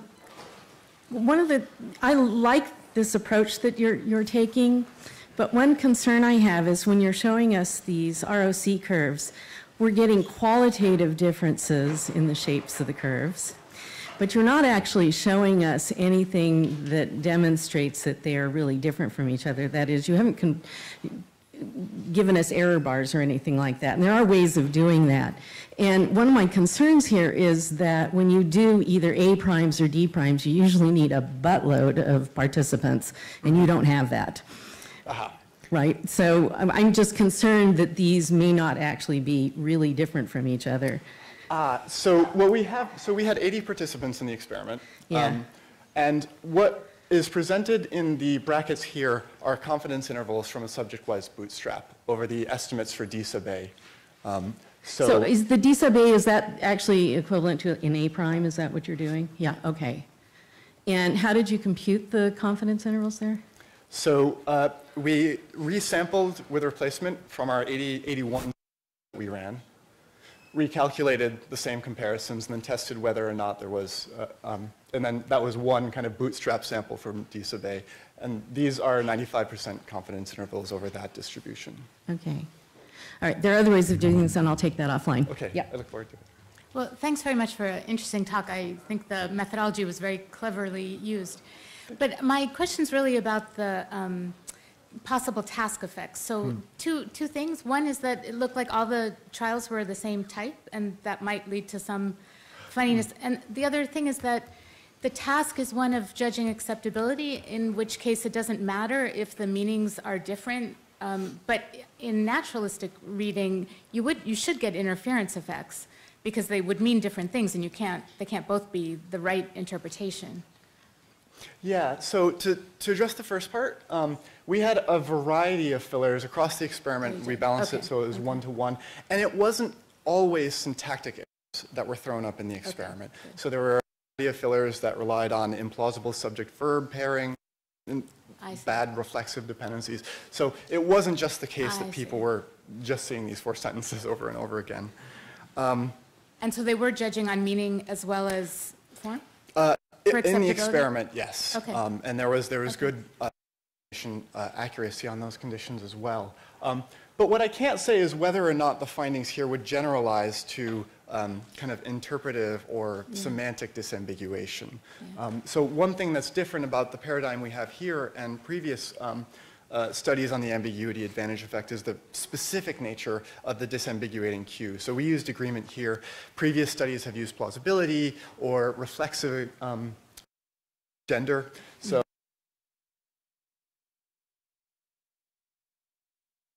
work going forward. Okay, thanks. Okay. Thank you. This is really interesting. There's a lot of depth and sophistication, I think, that to the methods you're using, and certainly there's more for me, at least, to study and really understand. It's making me more optimistic about prospects for actually, making progress on parallelism versus serialism than I have been in recent years. I want to situate this in. I want to sort of situate this study against sort of my own thinking about this, and I think that in terms of what other bodies of data tell us about this particular type of ambiguity resolution. So, back when, I think certainly when I wrote, in 2008 about the idea of this being a case of facilitative ambiguity, we didn't know much about the sort of quantity of processing difficulty as manifested in reading time per bit of additional surprisal. So these are generally cases where, the sort of the multi-match versus high-low match, sort of the minimum difference in the number of bits of surprisal of the multi-match versus high or low match is going to max out at 1 bit in the case of perfect equibalence. If it's not perfectly equibiased, then one of those two is going to be less than 1 bit different than the multi-match case. And what I have a hard time reconciling a truly parallel, a full parallel version of explain these days. What I have a hard time reconciling a full parallel account of the facilitative ambiguity effect in multi-match is that, like our estimates, like Smith and Levy 2013 has, 3 milliseconds per bit of surprisal is sort of the number that we've come up with. Now, maybe our surprisal estimates are bad, and so maybe that should be double that, like 6 milliseconds a bit. But if I remember correctly, the effect sizes here are generally in the dozens of milliseconds.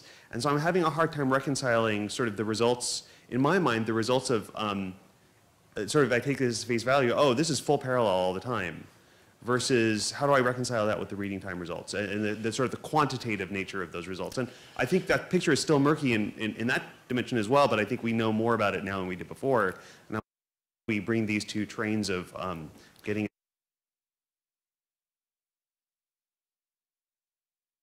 concrete answer to that question today.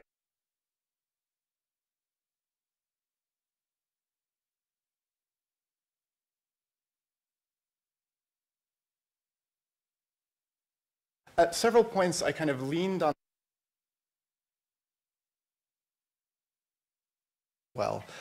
because I think this bears on this question. It would be, I would find it suspicious if we had 2 different explanations for the in the two different modalities. And it strikes me that the kind of classic unrestricted race model explanation of the ambiguity effect better predicts that we should see it in judgment measures in addition to the reading measures.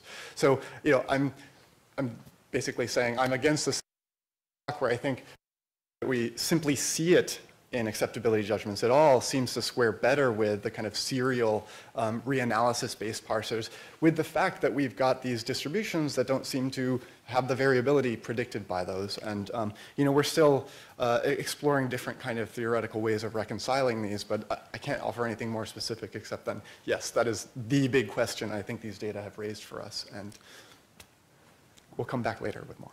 Thank you.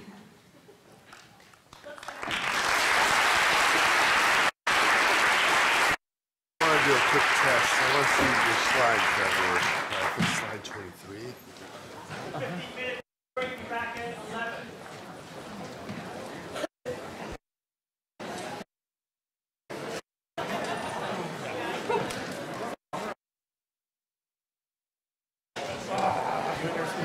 So,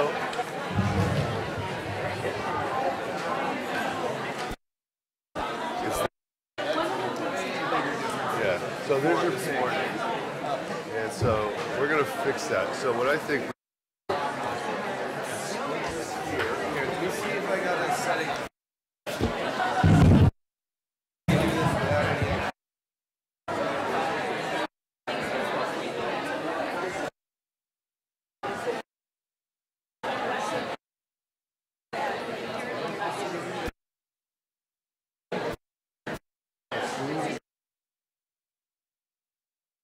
Well, I can split. I know. Yeah, you know. Let's try this for.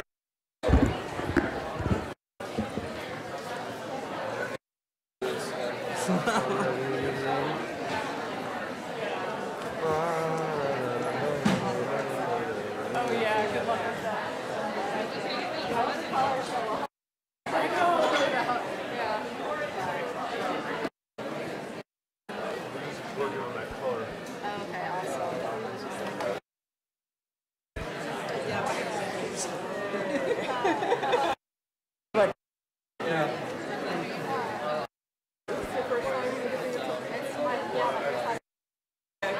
me too.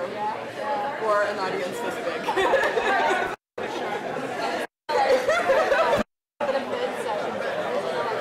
Oh yeah, my stomach is stuck up.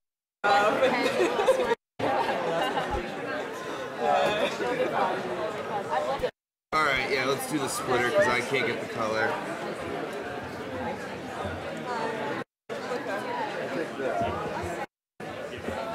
Oh, I don't have my thing. I'm Katya. Oh, I can't read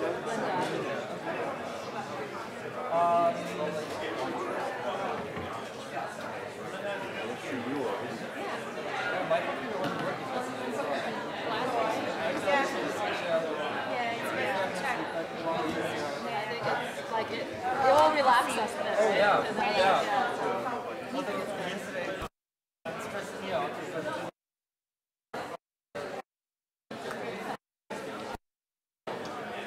I hope they figure out the color thing.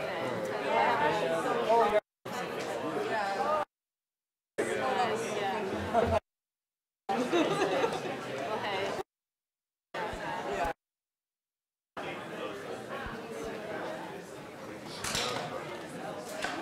Yeah, I should check some of my classes. Oh, hi. Show up. I mean, we're gonna fix, so that's good. So now I mean, I say we stick with this kind of setup because I can throw that into this box for tomorrow and give it, because you're not going to be here tomorrow, right?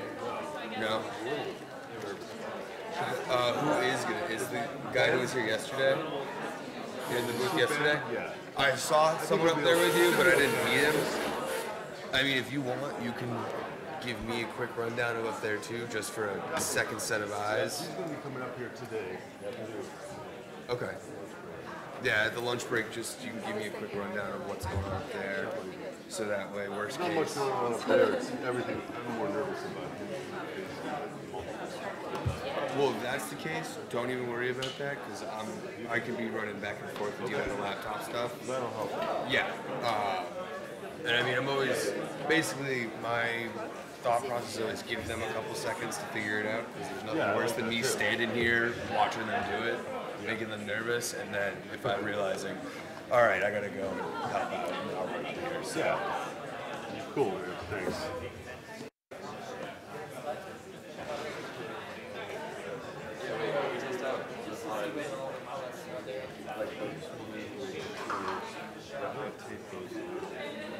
I got tape over here. Oh, you got some? Actually, I'm gonna steal a piece of that to take this chair back to when you're done. More? Yeah. I'll trade you. Is there just one cable? Is everyone using this? Or Yep. everyone's using that? Yeah, we have all the flavors of dongles. So, and now should have better quality. That's what we do. We don't like things to not work correctly. Sometimes there's a ghost in the sheet. They have a dongle, so you can use their Yeah, if you've all got Macs, you got the HDMI on the other side. Yeah, I have HDMI. You got an HDMI. We don't even need dongles for most of it. I'd be surprised if that doesn't have HDMI on it as well.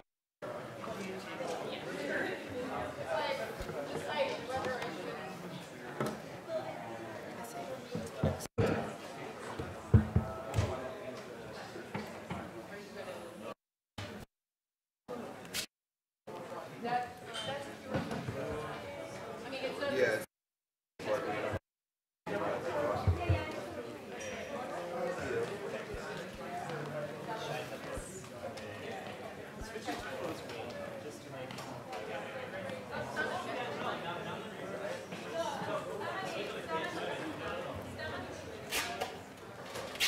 Does anybody have audio coming from their laptop?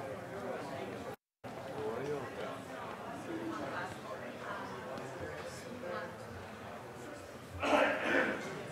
Okay, good. Now we're going to have beautiful colors.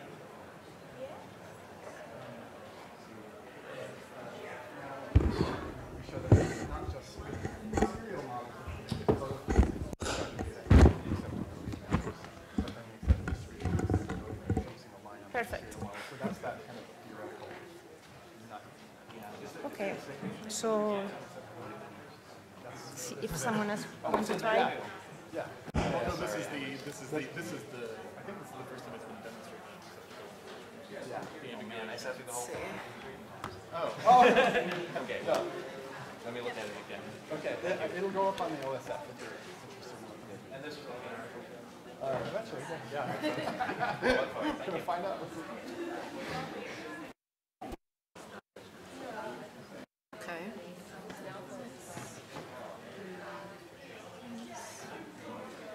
So I just have some audio. The family likes speech. Yeah, I have audio. Okay, It seemed to play. it did play? It did play. Were you hearing it? Or did you hear it? Faintly. I heard it, I think, over the thing. The family likes speech. Yeah. It played. Yeah. I think so. Let me see, hold on. The family likes speech. I think that's definitely loud enough. Maybe even a little, because people are talking now. So maybe even a little softer would be okay. Control, see it light. The screen. She was right.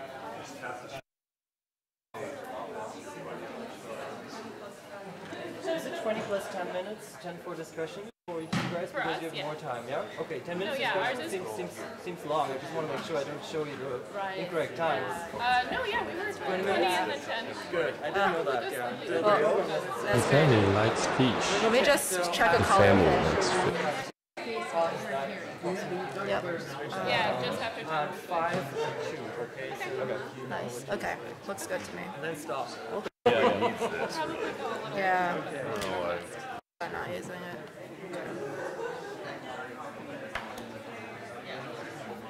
So that has direct, right? Any Yeah. audio from here? No, no Okay. audio. Did you check the room already? Yep, we checked it.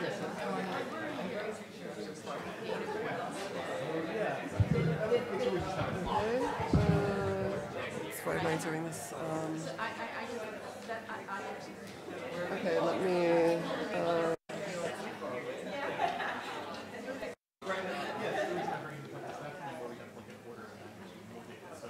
Okay, yeah, the plot colors show up, which I think everything's fine. Yeah, yeah. Okay. It's Colin. Hey. You're just in time. Should I hook mine up again, I guess? Hey, Yeah. Yeah. All the colors show up. All the words are going to come out. Yeah.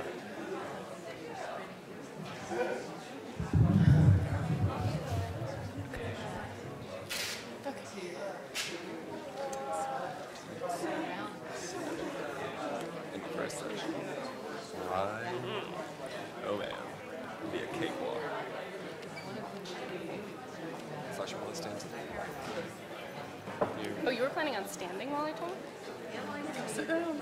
I thought you would sit right there. I'm gonna sit. I don't want to stand while you talk. What? So creepy. What expressions do I make? Oh, I don't know. Wait, Colin.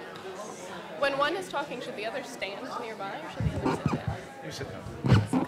Okay. Because otherwise you'll feel super awkward. Yes. That's how I feel. So, is Emily joining online? I told her that she can. She said she would try.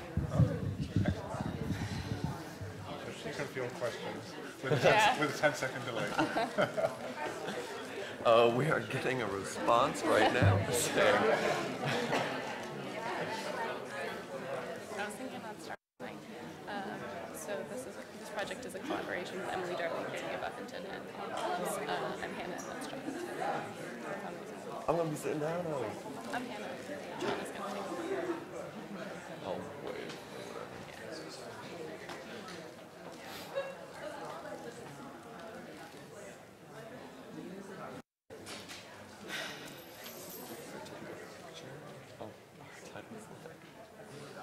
Huh. Is there a typo in it? Interpretation of negation. I can't spell. Propositions. It looks good to me.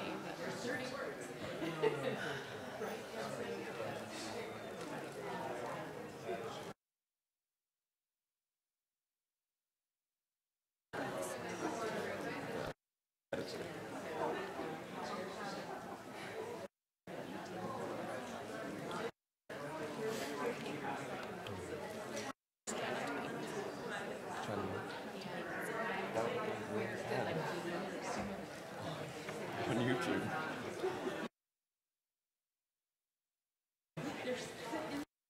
It's actually fine. I'm only entirely nervous. Right. I'll be over in half an hour. I mean, we're not like throwing up there. No, I'm actually fine.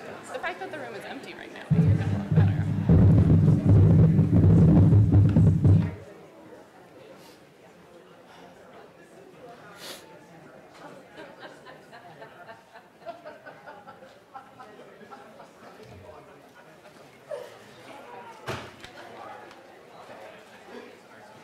Can I just start at 11 and no one's back yet?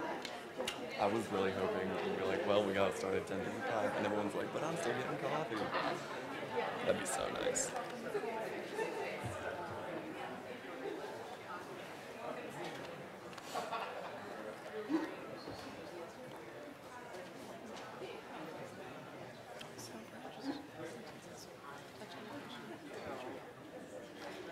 Should maybe turn around while you're It'll be fine.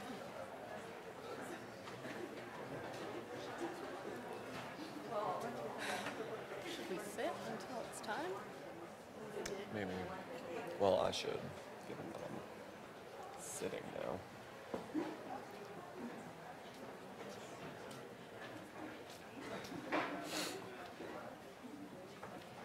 You start in 2 minutes. Mm-hmm. No one's back. Oh no.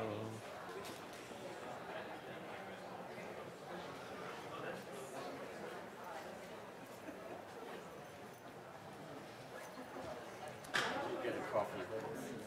Yeah. Yeah. Should we start at 11 even if not everyone is back, or should we hold off for a few minutes? Ted is going to make sure to send everyone up. Okay. And there, afterwards is the lunch break, right? So there's Good job on your not talk. too It's very cool. time sensitive.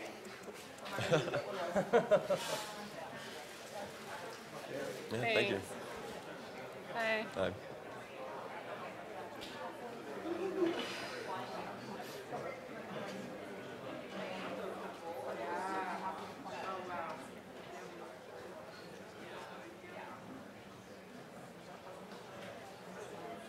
It's definitely cheating, but I'm just gonna look at people that I know Oh yeah.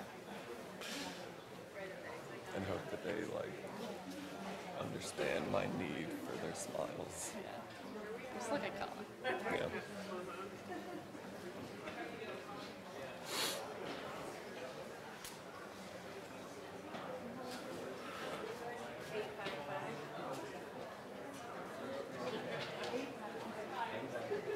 Okay.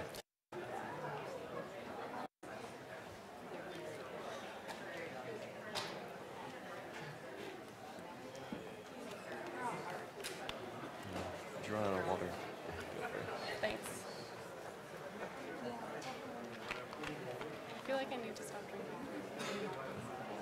I don't want to get like a dry mouth and be like, because that already happens for me. Yeah.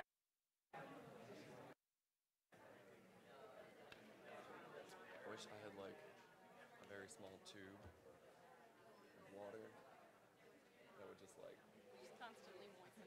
yeah, kind of like spit. I wish I had spit. I hope But, you know. that everyone doesn't hear the conversation that we're having now, like a microphone. What if only the people online?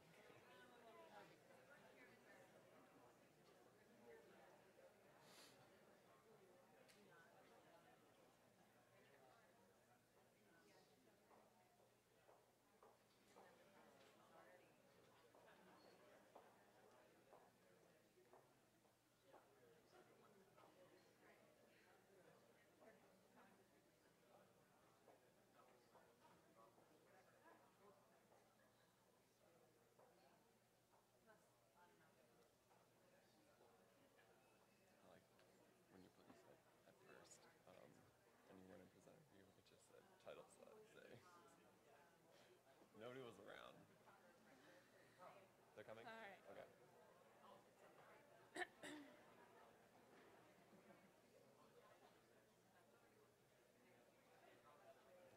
Well, I'm gonna sit down. Do it. Good luck. Thanks. I'll see Yeah. you. See you on the other side. It's good on the other side. Yeah. Yeah. Seems like a nice place to be. Yeah. We've both never presented at a conference before, so we're both really nervous. You're going to do a great job. Thanks. Everyone's so slow. Oh.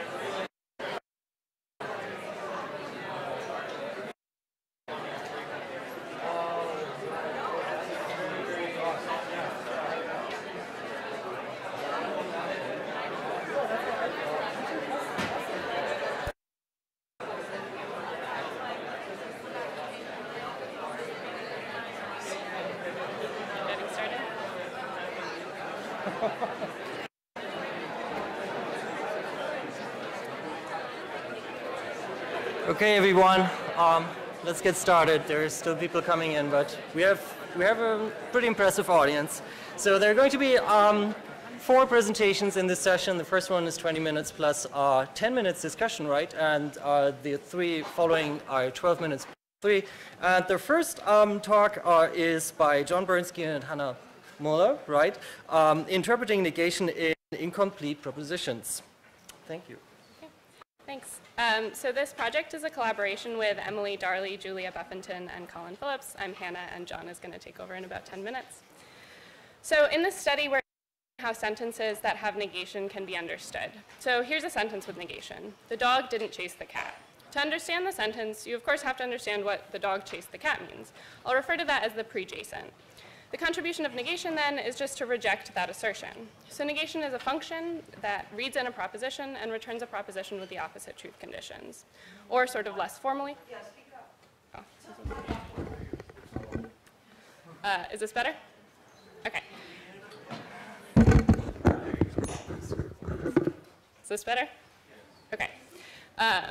Or sort of less formally, sentential negation negates whole sentences. Of course, there's also other kinds of negation that might not act on a full proposition, but we're going to set those aside for the purposes of this talk. So this representation I just sketched, in which negation is a function on propositions, that's not really consistent with the order in which you receive information in the sentence. So in real time, you hear part of the prejacent in the form of the subject, then you hear negation, and then you hear the rest of the prejacent. So the question we're interested in is how to resolve that conflict. How can an incremental processor interpret negation prior to having heard the full sentence? And for right now, by interpret, I just mean something like know the impact negation has on the particular sentence, or update your beliefs based on the presence of negation. So to give a little overview of where we're going today, first I want to address why sentential negation specifically is an interesting window into incrementality. Then we're going to touch on some previous literature and see how this work fits into that. Specifically, I want to address the idea that maybe negation isn't interpreted incrementally, right? So I'm going to refer to that as the 2-stage theory in its simplest version. Then we'll discuss our experiments 1 and 2, which offer novel evidence in favor of incrementality. And then experiment 3 will show that figuring out the contribution of negation to a partial proposition might actually not be so easier for a listener in all cases. And then finally, we'll talk about what this all means for how we can maintain the fact that sentential negation requires a full proposition, but also explain those aspects of negation that are incrementally interpreted. We'll offer some speculation on how we might do this, including a potential modification to the 2-stage theory, in which you need some knowledge of the proposition that's being negated, but that knowledge might not have to come from the sentence itself. So I suggested that there's a problem for incrementally interpreting sentential negation, and that problem is that when negation is encountered, you don't yet know the whole sentence that it's negating. But this mismatch between the function argument pairing and the word order, that's going to be a problem in a lot of areas of language. So for example, you also hear verbs before you know all of the arguments that they apply to. And some of the thinking we're talking about here might extend to those cases, but we actually think that negation may present a somewhat more challenging case. So to show you why, let's start with an affirmative sentence. If you hear the dog chased, you already know that there's a dog and he did some chasing. And then you hear the cat, and that just narrows in your focus. So that gives you more information. Affirmative sentences won't always present information in this order, where you get more specific as you go, but it's at least a possibility on the table. Whereas if you hear the dog didn't chase, you should not then just start believing that there was no dog chase event, right? Because then the sentence ends the cat, and then you would have incorrectly ruled out the possibility that the dog chased the mouse or anything else. So processing negation actually does present some additional challenges. We think negation is informative as soon as you hear it, but we want to understand exactly how it makes that informative contribution. So the compositional meaning of negation, as I defined it a moment ago, is that it flips the truth conditions of the proposition it applies to. So maybe the most straightforward way to respect that requirement is the idea that is this 2-stage theory that I mentioned a moment ago. So the idea there is that once you hit negation, you just hold on to it until the sentence is over, then you can have calculated the meaning of the prejacent, and then negation tells you to reject that. So this is, of course, a logical possibility, and there's also some data supporting it, which we'll look at. But we're going to go a different route and look for ways to explain how some aspects of the contribution of negation are, in fact, interpreted incrementally. So, of course, our theory of incremental interpretation of negation can't be that everything negation contributes is immediately accessible, right? So negation also outputs a proposition, which, so that would amount to saying that upon hearing not, the listener immediately knows the truth conditions of the whole proposition, so of course we're not arguing that once you've heard the dog didn't, you somehow know the whole sentence. But we do think that negation should provide some update at the point when you hear it. And so now the way that we operationalize interpretation is going to become crucial. For example, a truth judgment task has the potential to tell us whether listeners land on the appropriate truth conditions, and also things like how long that procedure takes, how error-prone it is, and so forth. But it won't tell us whether negation is interpreted incrementally, because as I just said, of course the full sentence's full truth conditions aren't immediately accessible once you hit negation. To answer questions of incrementality, we need measures that don't rely on access to the full truth conditions of the utterance, but rather to some component of interpretation. So how we're going to operationalize this is in terms of differing behaviors for negative versus affirmative sentences. And the rationale there is that if as soon as you hit negation, you start behaving differently than if you hadn't heard negation, it looks like some kind of interpretation has taken place. And we'll get more into the details of that operationalization soon. But first, I just want to explain the two-stage theory a little more. So truth value judgment tasks can, of course, be super useful. And one thing that they've demonstrated is that there's some added processing cost for negated sentences. So negation is hard, but it's also not just hard across the board. So some of these studies have demonstrated an interaction between negation and veracity. I'll unpack that a little bit. So for an affirmative sentence, as you might expect, the true sentences tend to be easier than the false ones. But for negative sentences, so now the false ones are easier than the true ones. And one way you might explain these data is by appealing to the two-stage theory, right? So if you've already computed the meaning of the prejacent before you've even thought about the contribution of negation, you can compare the meaning of that prejacent, so the dog chased the cat, to the image and see that it's true of that image. So then the sentence as a whole, the dog didn't chase the cat, must be false. Then with ERP data, this idea went a step further. So N400 amplitude showed a similar negation-veracity interaction, and so the two-stage theory was extended to describe that, to claim that this procedure is an inherent characteristic of the way that negated sentences are processed, not just a strategy for verification. So as I've foreshadowed, we're going to push against that theory a little bit. And the experiments that motivate that way of thinking tend to focus on measures taken at or after the last word in the sentence. And as I've already said, if we want to understand incrementality, we need to look inside the sentence. But we're also not the first to push against the two-stage theory. So for example, there's reason to believe that children's difficulty with negated sentences doesn't reduce to their difficulty inhibiting the affirmative prejacent, which you might expect under the two-stage theory. And more generally, some work has shown that we need to take into account the pragmatic restrictions of negation. So by that I mean a negated sentence should be informative, either by addressing a question under discussion or by indicating that an expectation generated by prior context is incorrect. To give an example, a robin is not a tree, which is a sentence from an ERP paper I mentioned a moment ago. That's an infelicitous use of negation because why would you have thought that a robin was a tree? And subsequent work has shown that when negated sentences are more pragmatically felicitous, the pattern that motivated the two-stage theory doesn't seem to hold anymore. So turning now to our experiments, we're investigating how sentence medial representations, which have surprisingly been previously unexplored in the case of sentential negation, can be generated. So as I mentioned earlier, negation should be able to make some contribution as soon as it's encountered, and our first experiment is going to show this. We do this using the visual world. So our measures are going to center around whether participants adjust their behavior in a way that's guided by interpretations involving negation. So let's talk about the task. On each trial, the participant hears a pair of sentences and sees a display like this. Their goal is to find the object that's described in the second sentence. So when I refer to the referent, which I will in a moment, I mean that object, the one in the second sentence. They want to find that object quickly so they can answer a question about it. And the sentences are going to help them to do that. So the first sentence is always affirmative, and it just focuses your attention to a region of the screen. So that's a sentence like, the top row contains the frog.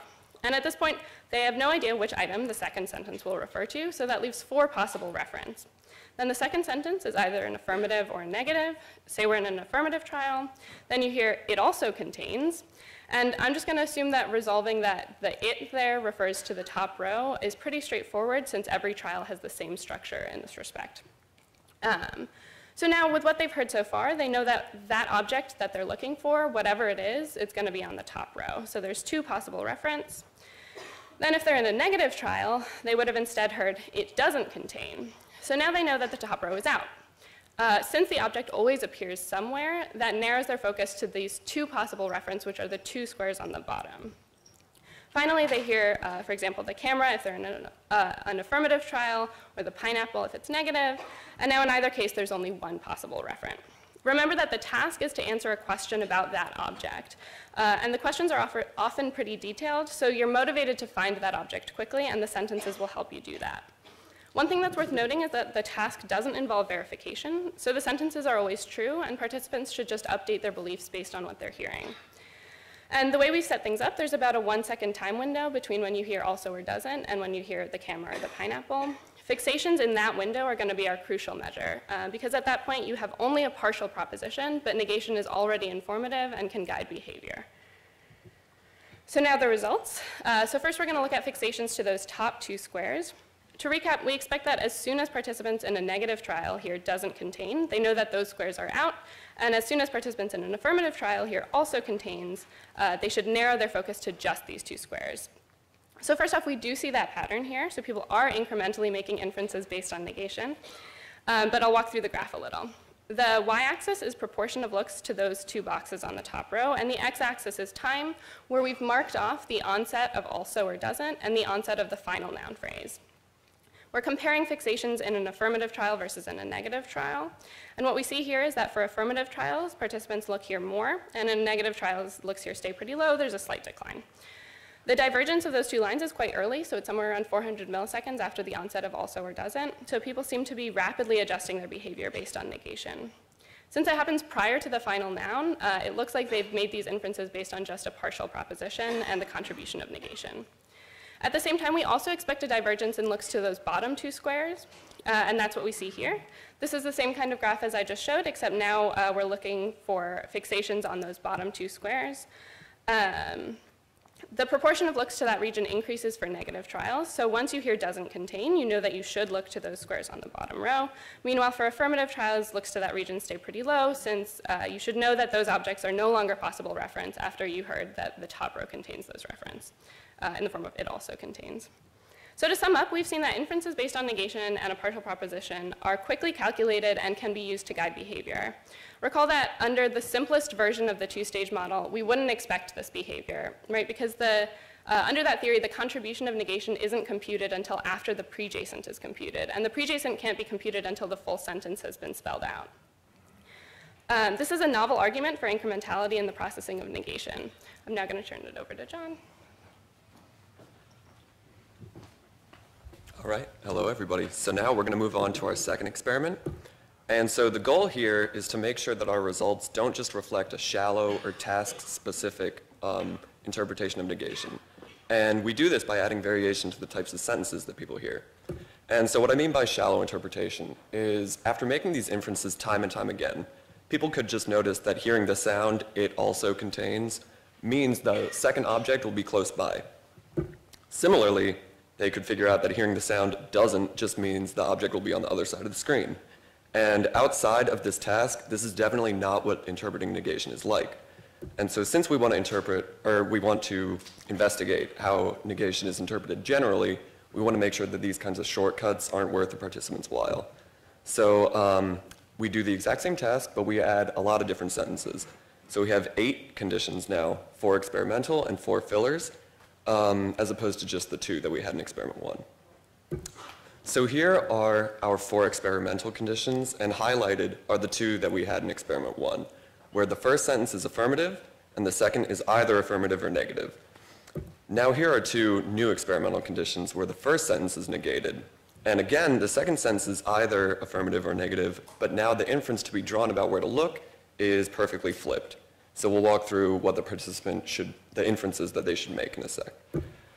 So the first sentence is the bottom row doesn't contain the frog. And now they're directed to look at the frog, but they've heard the bottom row. And so when they get this second sentence, and it doesn't contain the camera, it refers to the bottom row. However, they've been directed to look at the top row.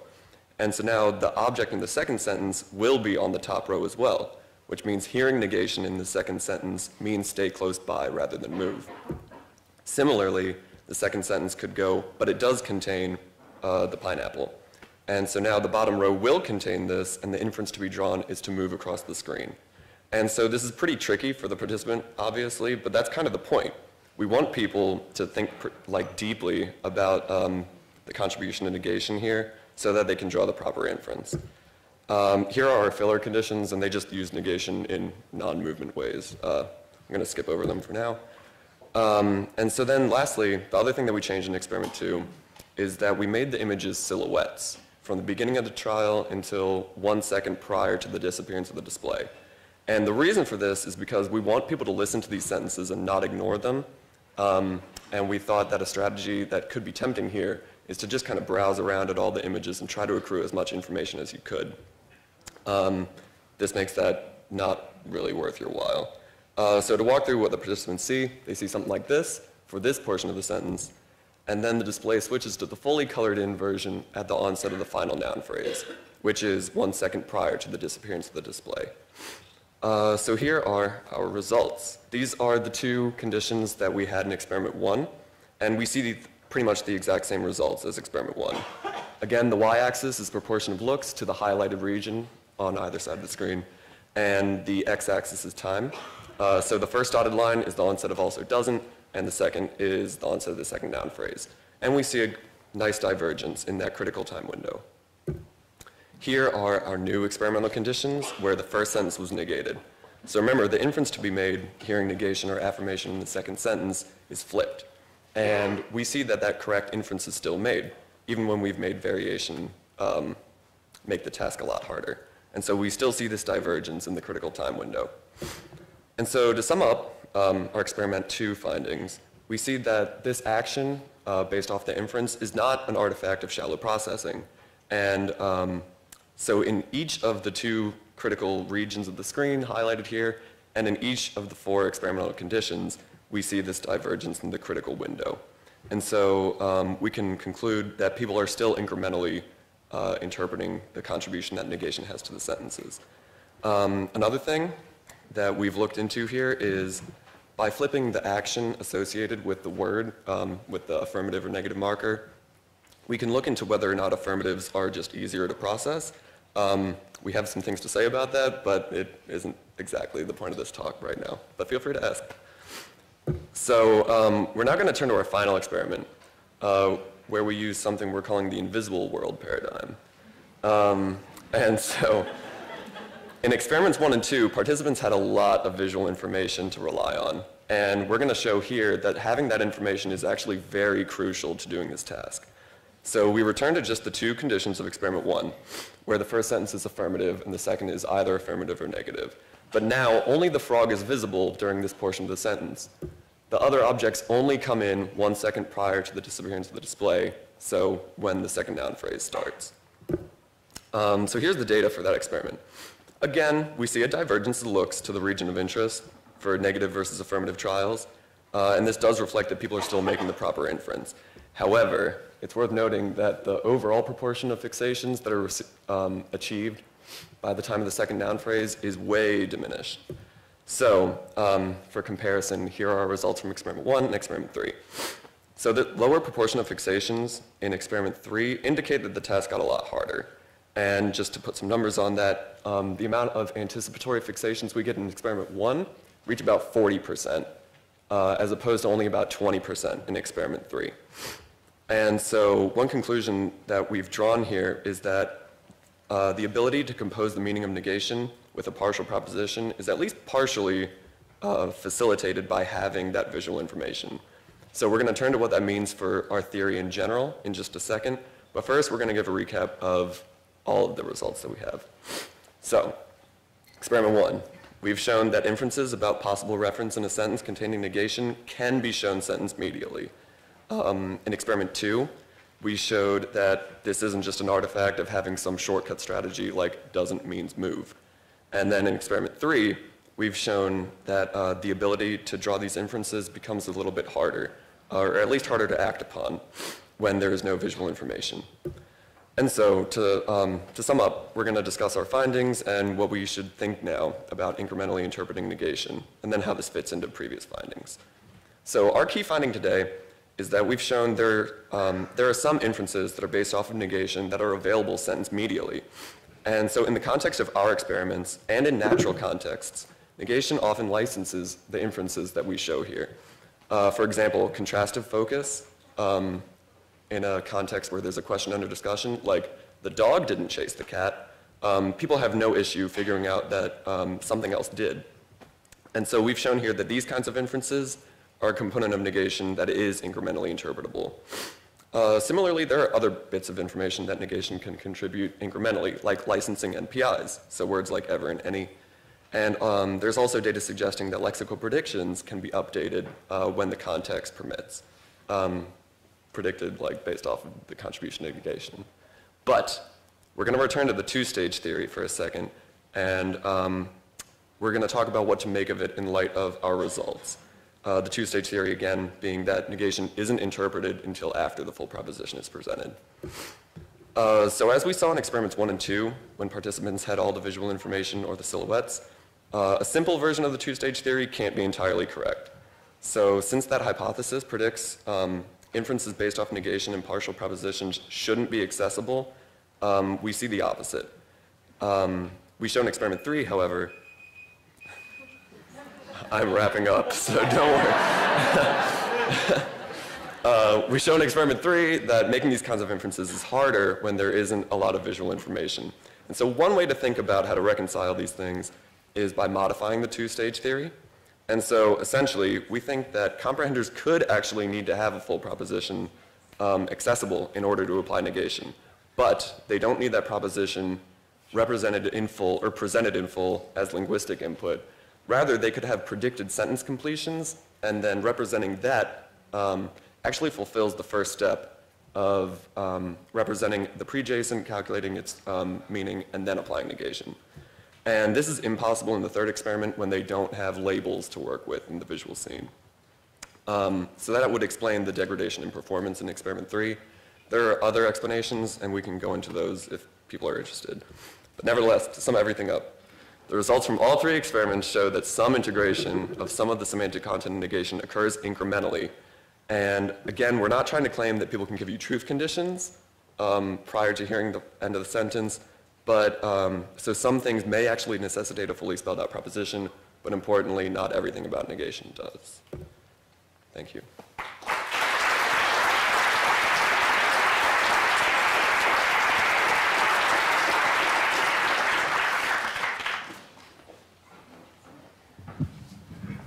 Hey, really cool data. I guess what I would like to do is go back a little bit, right? And think about what you were saying about reviewing the literature prior. And I'm absolutely sure that I probably said the words that you put on the screen that you said came out of my mouth. Except that out of context, I don't think they mean what you think they mean. I just thought it might be useful to clarify because there's actually a lot of convergence here, which is awesome, right? Is it this? Specifically, you know, children's an awfully big word, right? And if we're talking about children 36 months and on, right, so 3-year-olds and on, what Tracy Reuter and Roman Feynman and I have found is that actually, if you put kids in a good pragmatic context that supports both negation and affirmative sentence, you actually see in a visual world study almost exactly like yours in some ways. What you see is perfectly symmetric processing, right? With a little bit of a slowdown when you're a 3-year-old, but basically 4- and 5-year-olds look a lot like your adults there. So it's great to see that kind of convergence. And we had adults too, so we actually are getting very, very similar results there. What I probably meant by that is that when you look at kids who are 2 and a half, they struggle with this, and they struggle with this in a really interesting way, which is not that they, at least in our studies, get the affirmative and then think the negative means the affirmative, like you might expect on a kind of two-stage theory. It's that once you start putting these things together, they just fall apart completely. So I think that actually there's a lot of evidence that it's not an attempt to get the affirmative, at least at a discourse level, right? And the Chien, Brehany, and Ferguson is also really consistent with that. Yeah, thank you.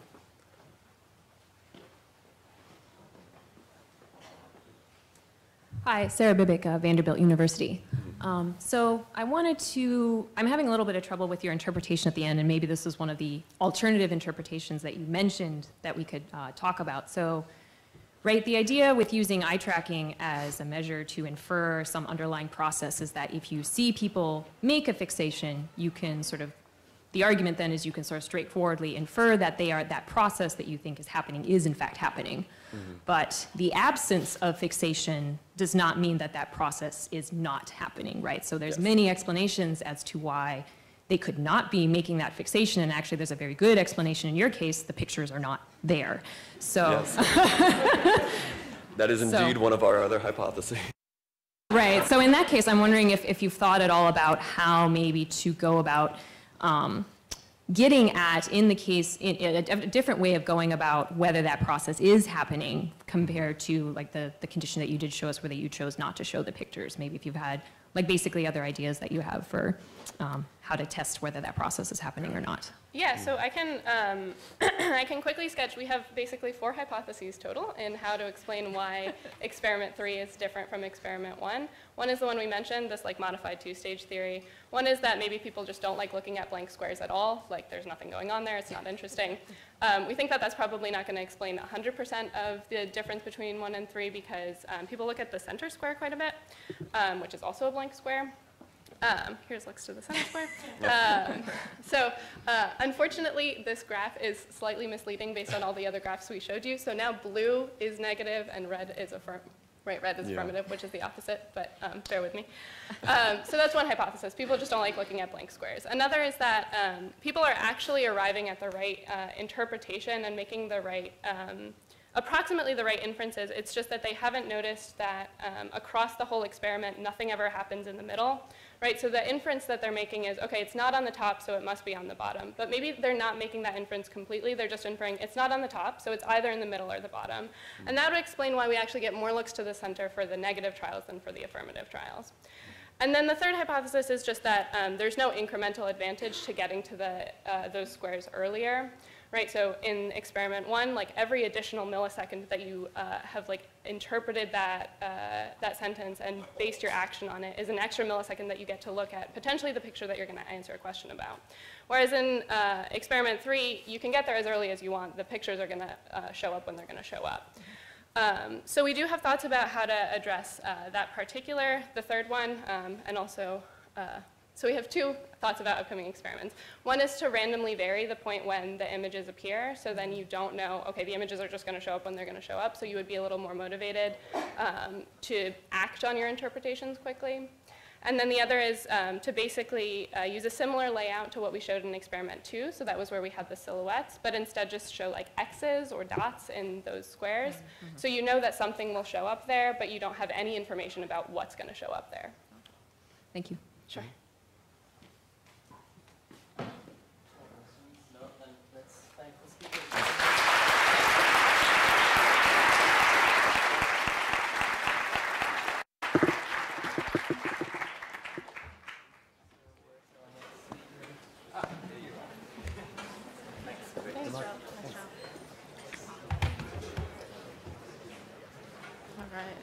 Are you gonna set an alarm for me too? I try to switch it off. I hope it's not gonna be. It's disturbing, isn't it? Okay. The next talk is by Linda Liu. The title is Similarity-Based Generalizations During Accent Adaptation. Thank you. Thank you. So it's well known that talkers sound different from one another. This could be due to physiological characteristics and language background, for instance.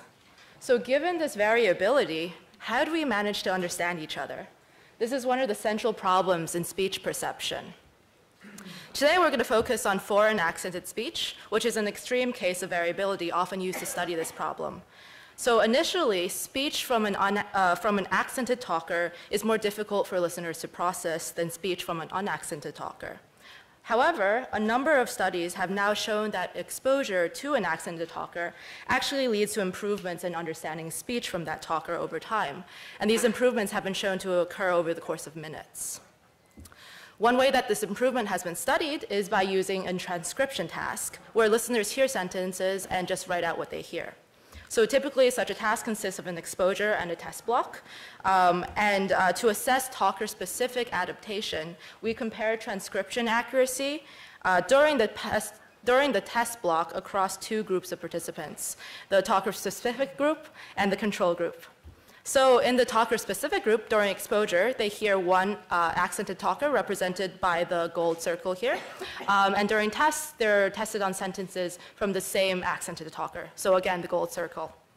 So here's just a quick example of a sentence that participants might hear during this phase. Very light speech. So they just have to transcribe that. By comparison, it's a little difficult.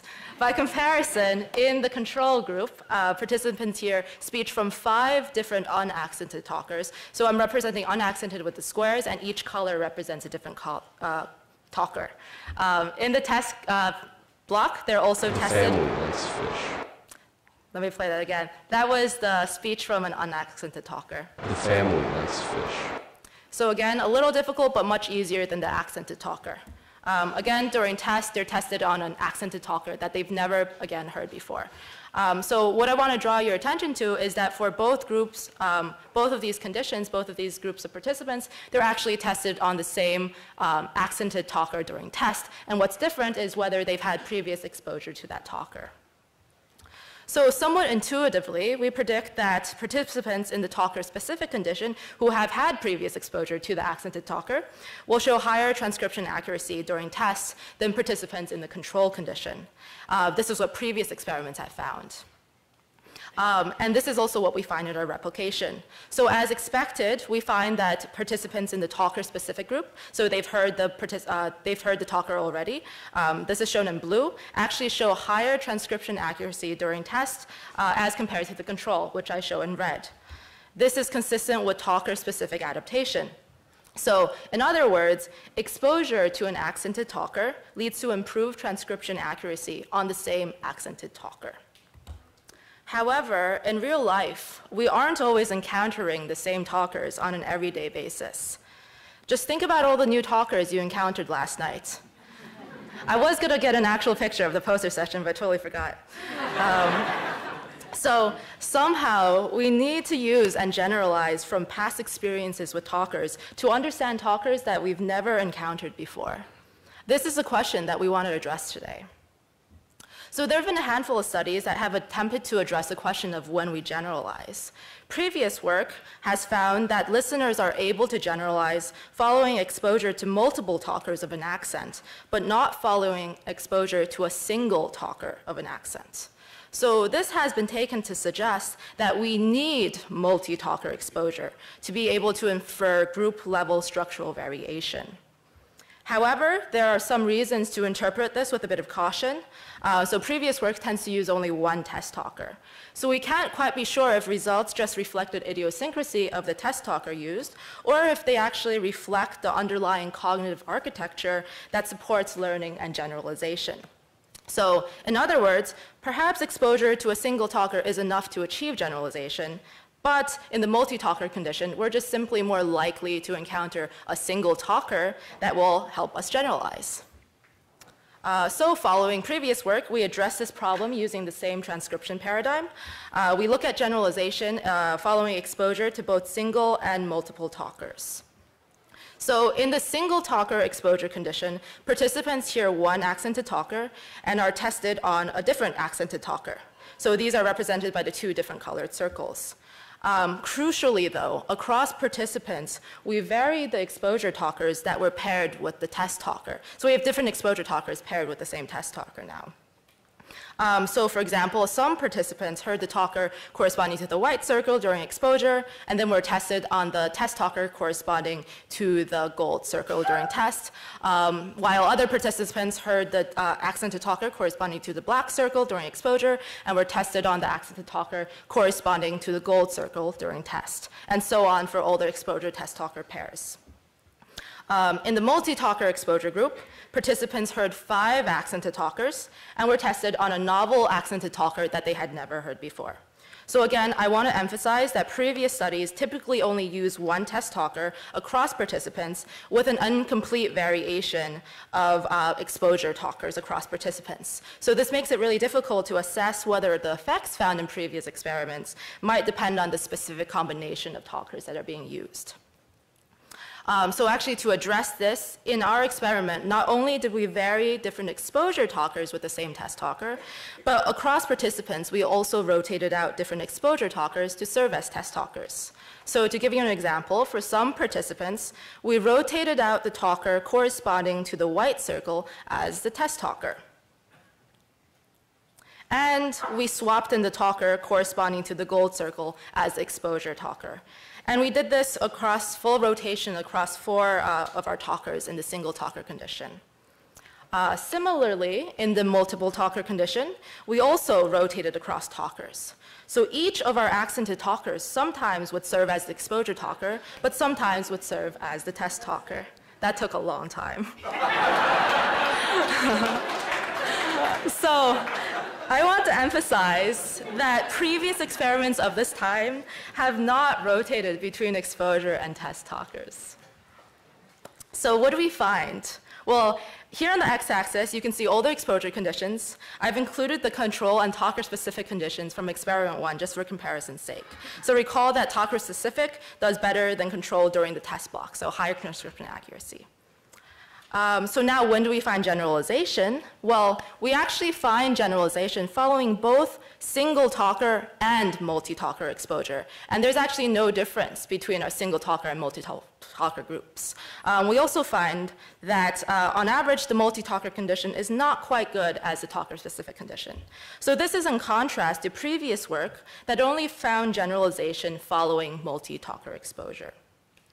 Taken together, this suggests that exposure to a single talker can be sufficient to achieve cross-talker generalization. Had we used a single test talker and not rotated the talkers across exposure and test, we might not have been able to detect this and arrived at a different conclusion. So why am I saying this? Well, let's zoom in a little to the single talker condition. So actually recall that within this condition, we averaged the cross results from 4 different test talkers. So I'm showing the 4 different test talkers here. And even that isn't the whole story. So recall that each of these 4 test talkers was paired with 5 different exposure talkers. So to simplify things, let's just focus on the test talker I highlighted here. So participants tested on this talker could have been exposed. So say this talker is the talker corresponding to the gold circle. Participants exposed to this test talker could have been exposed to one of 5 different exposure talkers. So one caveat I want to bring up is that even though we ran hundreds of participants across these different experiments, once we break down the data to this level, we actually do have limited amounts of data per exposure test talker pair. And this probably gives you a sense of the challenges of running this sort of study. So the reason I bring this up is I want to give you an idea of how performance on the same exact test talker varies just based on the exposure talker that you heard. So here's a plot of transcription accuracy on the same test talker, but following each of the 5 different exposure talkers. So we find that performance for some exposure talkers is on the low end, but for some others, it's actually mid-range. And for others still, it's a bit higher and actually not at all different than exposure, the talker-specific condition, where they were exposed to the exact same talker. So what this means is that performance on the same test talker is dependent on which exposure talker you hear. This is why it's so important to rotate across multiple talkers in these sorts of experiments. On the other hand, just for a complete story, we find that other test talkers are actually remarkably consistent regardless of exposure talker, or at least for the 5 exposure talkers that we did manage to test. So to sum up this section, we do find cross-talker generalization following exposure to only 1 talker, but that generalization varies depending on the exposure talker heard. So what might be driving these differences in generalization? One possibility is a similarity between exposure and test talker. So for example, broadly in line with episodic views of speech perception, you can imagine that generalization occurs because hearing one talker provides episodes in the acoustic space that helps you to find another talker. So similarity is a really tricky concept as it's highly multidimensional and it's not really entirely clear what the best way to measure it is. So as a first step to address this question, we collected sentence-by-sentence similarity judgments from participants, and we used these to derive a similarity rating for each talker pair.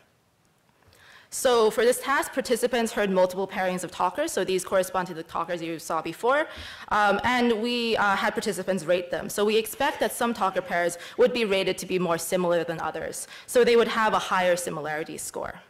And indeed, we do find some, though admittedly moderate differences in similarity scores across different talkers. So we use these talker-to-talker similarity scores, which I'm going to show on the x-axis, to predict the degree of generalization we found in experiment 2, which I'm showing on the y-axis. So under a similarity-based account of generalization, we would expect talkers that are more similar to lead to more generalization. And this is what we find.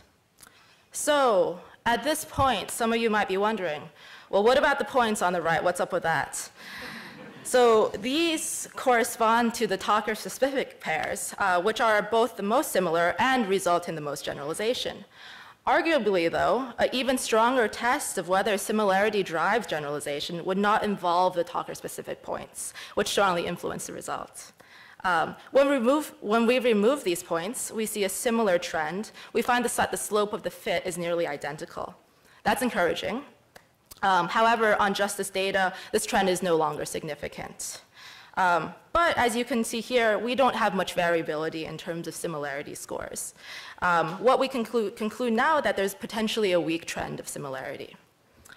So just to conclude, contrary to previous findings, we find that multiple talkers is not necessary for generalization. And this means that generalization is not exclusively driven by the induction of linguistic patterns and rules at the group level. Rather, listeners can generalize following exposure to only one talker.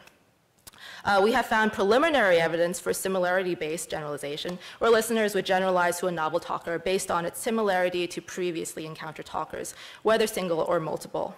If confirmed, this would support one of the central predictions of episodic and exemplar-based accounts. But I want to end on the note, what is similarity? The measure of similarity that we use is unlikely to be identical to the one actually used by the brain during generalization. So to this end, we also plan to obtain objective measures of similarity from the acoustic stimuli, and this would hopefully contribute to a better understanding of how listeners learn and represent structured variability in the real world. Thank you.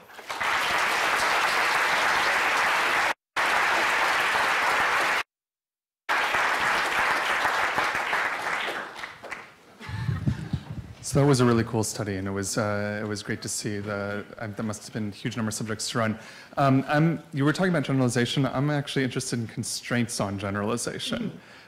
Because presumably one of the things you don't want to do is hear a new talker and be unable to understand any native speakers now. Right. And certainly anecdotally from friends who do a lot of international business and have like a phone conference with their French colleagues, and then in the morning, in the afternoon with their German colleagues, and the next day with their Swedish colleagues, complain that this is incredibly difficult. To switch what accents they're listening to. So I was curious what you think what the constraints on generalization here might be. I see. That's interesting. Under the similarity-based view, right, if you think about if we encounter a talker, we're actually trying to, we have these episodes in acoustic space, and the next time we hear a talker, we're trying to just locate that talker around that area, then that could explain why you might have more difficulty with a talker that's farther in space than the talker you originally encountered.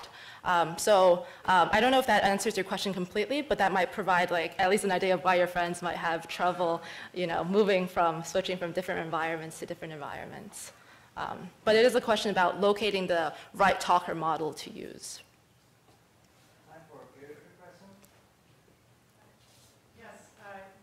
Told a story based on similarity, but you didn't really get into baseline intelligibility, which is a critical issue because higher level units could knowledge of those units could bootstrap learning of the content. So what were intelligibility levels of your talkers, and how did you make those choices? Yeah, so that's a very good question. So we chose talkers with all just average baseline intelligibility, so hovering around 80 to 85%. So we didn't want to find talkers that were too intelligible, because then there wouldn't be much room for improvement. But we don't get enough labeling to be able to generalize over that.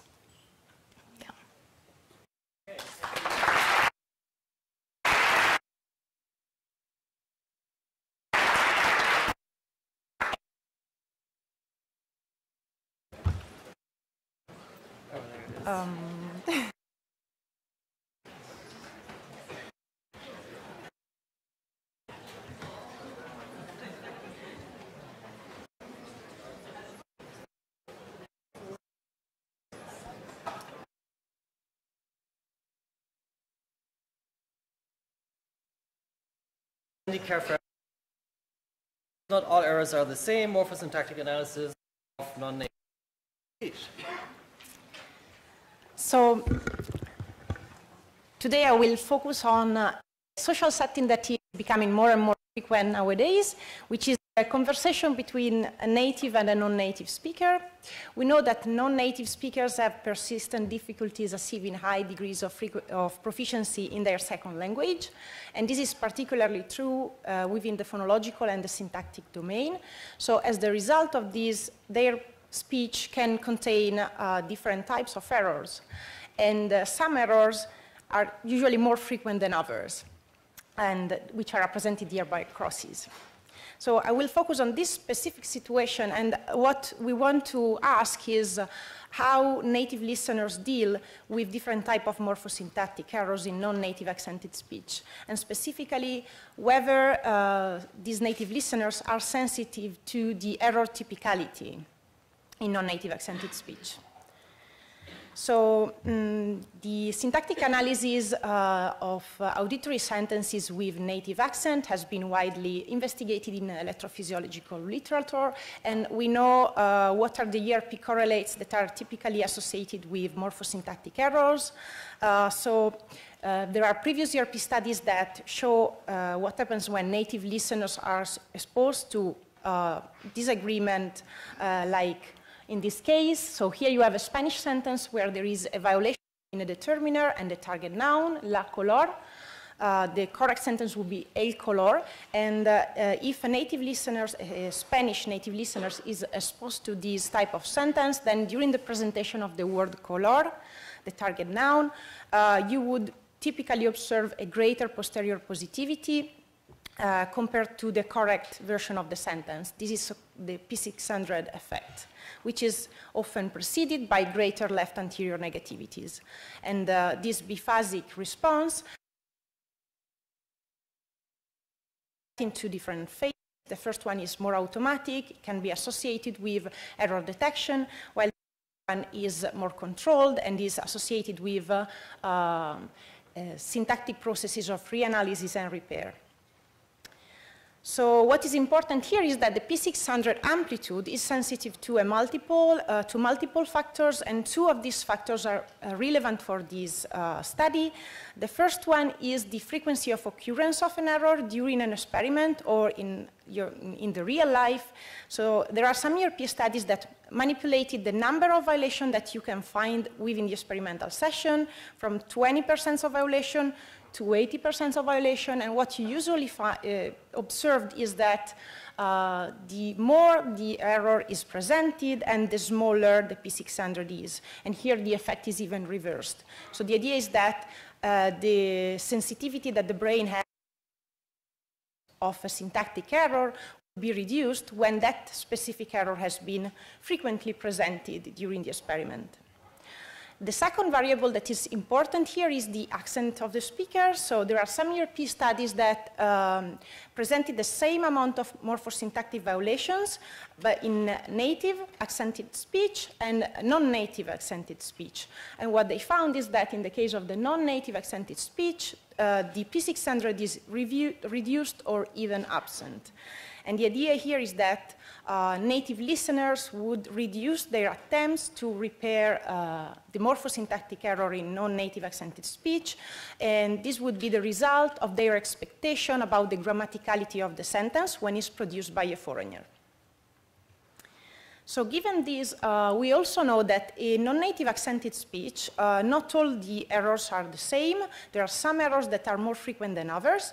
So if you take into account the case of an English native speaker that can speak Spanish as a second language, we know that you would more likely produce some errors, some morphosyntactic errors than others.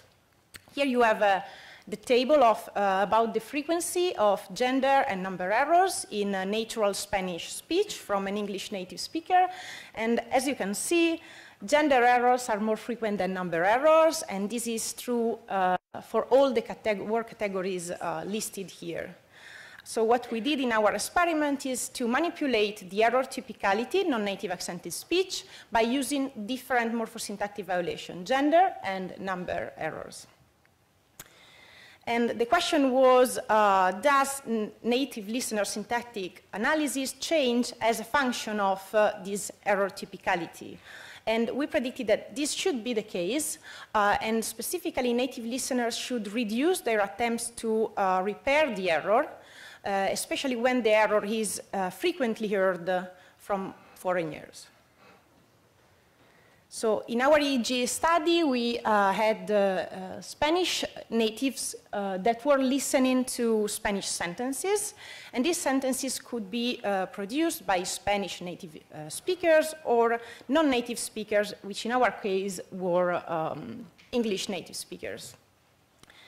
We had different types of sentences and two morphosyntactic violations, gender and number violations, and the violation was always between a determiner and a noun. These sentences were produced by Spanish native speakers or English native speakers, and so at the end, half of the sentences were in native accent and the other half in non-native accent. What you should keep in mind here is that in the case of non-native accent, there were a difference between gender and number errors in terms of error typicality, meaning that the gender errors were the more typical and the more common in a non-native foreign accent. So what we predicted is that in the case of native accent, we should observe a P600 effect for both type of violation, gender and number, which is often preceded by greater left anterior negativities. In the case of the non-native accent, we predicted that the amplitude of the P600 should modulate depending on the error typicality, and it should be reduced or even absent in the case of the most common and typical error, which was the gender violation for us. And we didn't predict any specific left anterior negativity effect here because so far no ERP studies have reported this type of effect, as far as we know. So we have 36 Spanish native listeners, and they were all familiar with English accented Spanish. We had 60 sentences per error type, and we added 160 fillers in order to make sure that most of the experimental sentences were correct. So we had also a normative rating phase where we made sure that sentences in a native and non-native accent were different in accent strength, but similar in intelligibility. And also we made sure that our morphosyntactic violations were easily detected in both accents. And during the EEG recording, the participants had to answer comprehension questions after 20% of the trials, and they did equally well in both accents without any difference in accuracy. So I'm going to present you the ERP results. The waveforms are time-locked to the onset of the target noun, color, in our example. I will start with native accent with the P600 time window. The negativity is plotted upwards.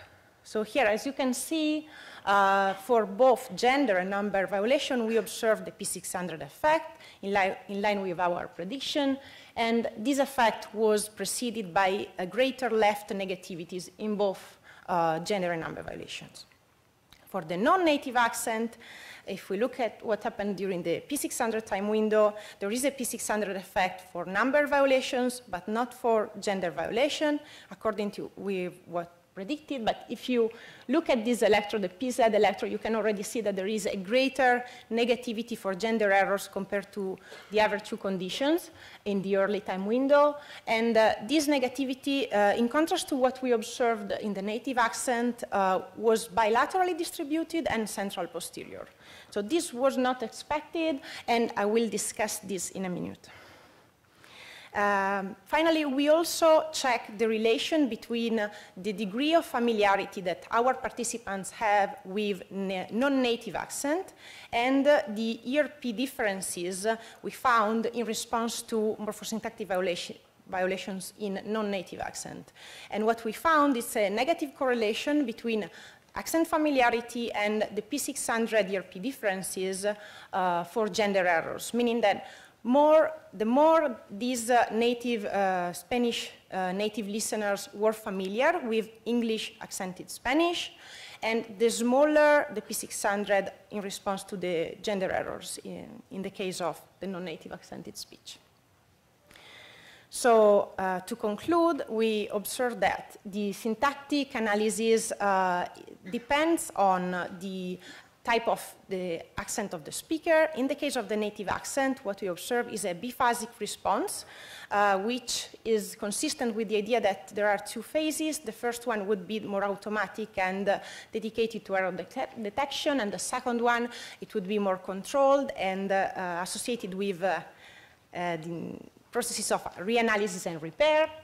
In the case of the non-native accent, we observe that our neural responses were modulated by the error typicality. So in the case of the less common error, the number error, there was a P600 effect, meaning that this type of error were lately repaired or integrated. But in the case of the gender error, the most common and typical error, we didn't see this effect. And in fact, what happened here is that the native listeners' attempts to repair the error reduced, the more the listeners were familiar with the non-native accent. Finally, we've observed also this non-expected N400-like effect in response to gender errors. And one possible interpretation for this type of effect is associated with difficulties during the lexical retrieval of the target noun. So there are some ERP studies that show that native listeners would over-rely on contextual cues when they are interacting with foreigners and when they are exposed to non-native accented speech.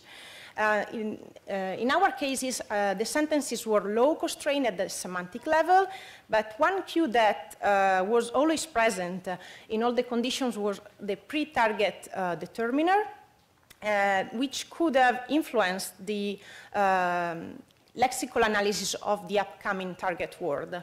And what we think it could have happened is that in the case of the gender violation condition, the determiner is particularly disruptive for the analysis of the upcoming word because it's providing a misleading lexical cue. So to come back to our questions, we observed that native listeners' syntactic analysis changes depending on the type of morphosyntactic error that is encountered in non-native accented speech, and their neural responses depends on the input error typicality. Thank you for your attention.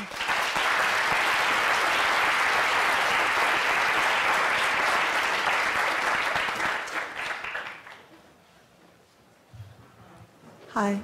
This question is coming from a place of ignorance, so interpret it accordingly, right?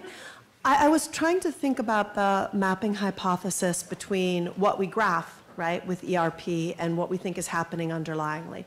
And so when you were looking at the P600, right, in the gender condition for the non-native speakers, you were defining that as just, the absolute level there. But I could imagine mapping hypothesis says that what's important back there at PZ is not the absolute level, but the decrease over time, right? That's the positivity. In which case, wouldn't that big old negativity that immediately precedes it kind of throw us for a loop? I mean, since that was different from the baseline, maybe that is a P600. Do we know that we can rule that mapping hypothesis out? So, thanks for the question. So what we check, so we also check whether this ERP difference, in this case the P600 effect, change along the experiment, so through along the time, basically. And we compare the ERP responses during the first half of the experiment and during the second half of the experiments. And we actually find, in the case of the non-native accented speech, the P600 is not there from the beginning to the end. So this might help us reply, like the time dimension, at least within the experimental session.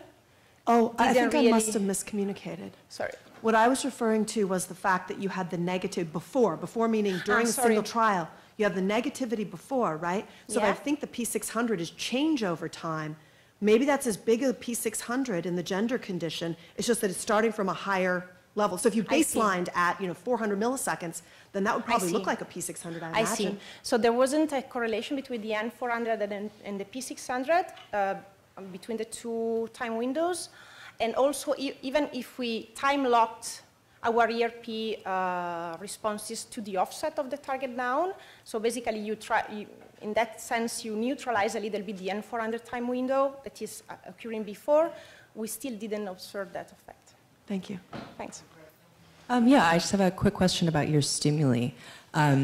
So in the condition where you have native speakers producing errors, even if you have kind of equated intelligibility across the native and non-native speakers, I'm wondering if you're concerned at all about native speakers finding it unusual to produce those errors, or if there are any prosodic differences between them, and maybe also just out of curiosity, if there are any really, really convenient languages out there where speakers make the reverse pattern of number and gender errors for you. I see. So, yeah, we check for prosodic differences during the ratings, and what we did is to basically trimmed the auditory sentence till the point where, till the determiner, basically, till the onset of the target noun. So within that segment, everything was supposed to be correct, and everything was supposed to be neutral at the prosodic level. So we check. We asked participants to basically tell us whether they could predict or guess the presence of an error based on the prosody within that segment, and we didn't find any effect across the sentence type and across type of accent. Okay, awesome. Thank you. Thank you.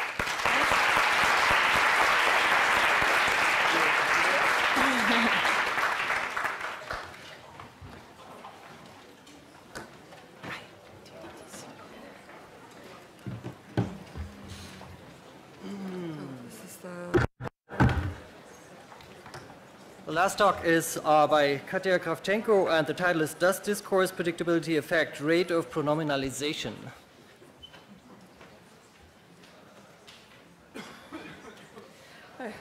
Okay, so I'm going to be talking about the choices that people make when they refer to entities. So speakers constantly make choices about how to refer to things. So imagine a situation where somebody named John gave you carrots, and you have to describe this scenario to somebody. So you might say something like, he gave me carrots, John gave me carrots, or a or the man named John gave me a carrot. So when trying to explain how people make these choices, first we look to, so the theory of uniform information density predicts that speakers preferentially reduce those linguistic elements that have more predictable meanings. So what this basically means is that when you have a more predictable meaning or referent, you're going to prefer a shorter expression to a longer expression. In the context of preferring expressions, what this basically means is that if a referent is more predictable in context, then you're going to be more likely to use, say, a pronoun instead of a proper name or a definite description. And further, there are also theories that kind of try to explain referring expression choice more broadly in terms of predictability-based reduction. So there's a lot of factors that predict referring expression choice. So for example, whether the last mention was in subject position, how recently was something mentioned, how many times has it been mentioned in the discourse. And one of the things that all of these factors have in common is that they correlate with how likely something is to be mentioned next. So this is kind of like a nice umbrella way to explain all of these things. And we're going to test this hypothesis a bit further using passage completion experiments and corpus methodologies. So first of all, there's a number of experiments that have looked at whether predictability correlates with referring expression choice. And one of the most robust ways of testing this, if we really want to convince people that predictability matters, is you take some of these other factors which might have independent explanations, like the bias towards pronominalizing subjects and so forth. You control for them, and then you see if there's a remaining influence of predictability. So basically, if predictability has a unique influence on referring expression choice. So there have been a couple of corpus-based experiments that have done this. Tompi and Todosy 2009 and Kravchenko 2014 in Russian. And they have showed that referent predictability does correlate with referring expression choice after you control for all these other factors. On the other hand, there have been a group of passage continuation expressions that have had the opposite result. I'm going to talk about those more now. So if you haven't encountered these before, this is sort of a prototypical example of how these might go. So you have two groups of verbs. There are verbs that are biased towards a subject continuation, and there are verbs that are biased towards an object continuation. So for example, if you say something like John impressed Mary, this prompts people to start talking about what John did that was so impressive. So John is more likely to be mentioned next. And if people do next refer to John, who is the more predictable referent there, they should be more likely to use a pronoun. And if instead they decide to talk about Mary, who is not the referent most likely to be mentioned there, they should use a proper name. And similarly, verb like admire is object biased. So in this case, people should talk about what Mary did that was so admirable.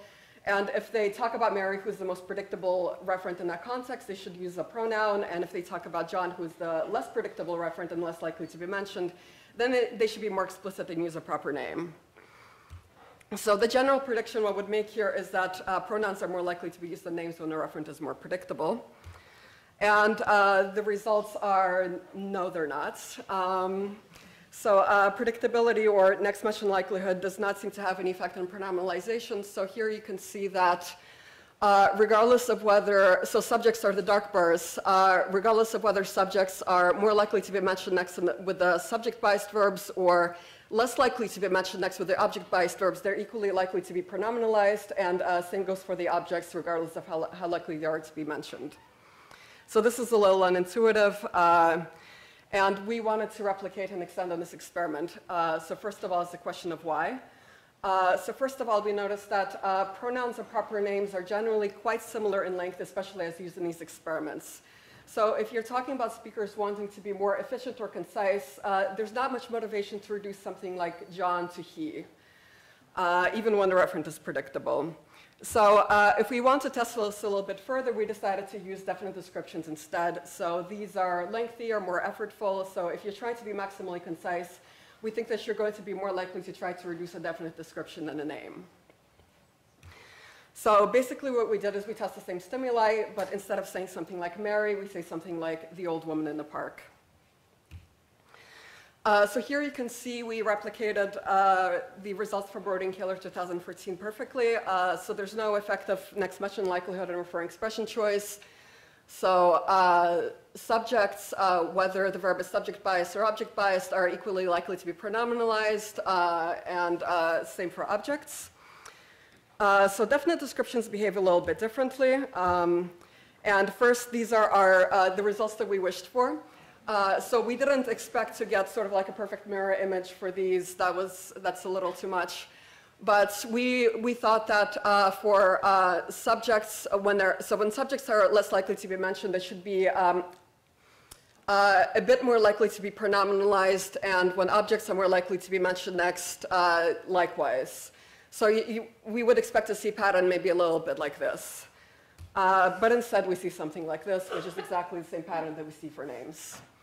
So the one difference that we do see is that the overall pronominalization rate is noticeably higher overall for definite descriptions than for names, which is also what we would predict. So basically, the first experiment does not support the hypothesis that referent predictability affects referring expression choice, but it does, however, show that referring expression choice is in principle sensitive to efficiency-based pressure. So speakers are trying to be more concise, they are trying to be more efficient, but these next mentioned biases don't seem to affect this. So the question that we ask ourselves here, however, is how well do these sorts of paradigms really reflect sort of like natural language production? So if you think about it, you're given a sentence that you did not produce about a scenario that you know nothing about, and then you're asked to continue this as if this is a dialogue that you started. So you might imagine that the production choices you make here are going to differ a little bit from what you would normally do. So in this case, we decided to do a corpus, replicate a previous corpus experiment. So Tilimpi and Sadosi 2009 looks at the effect of predictability in referring expression choice. They do a corpus study on English language newswire, and the first problem you face here is how do you measure the predictability of reference? And one of the ways that you do this is that you have readers, you give readers passages that they're not familiar with, and then you have them progressively guess the identity of referents that are coming up next. So for example, if I have a discourse and I ask people who's coming up next, and everybody says John, and John is indeed the person who's going to be mentioned next, John is perfectly predictable here and theoretically should be referred to with a simpler referring expression. So the results of the study showed that writers use shorter forms, so pronouns or proper names, instead of definite descriptions when the referent is more predictable. So we replicate the study, first of all, because the original effect is somewhat weak. Second, it's based on Newswire, so we thought that maybe testing more informal colloquial language may help boost the effect.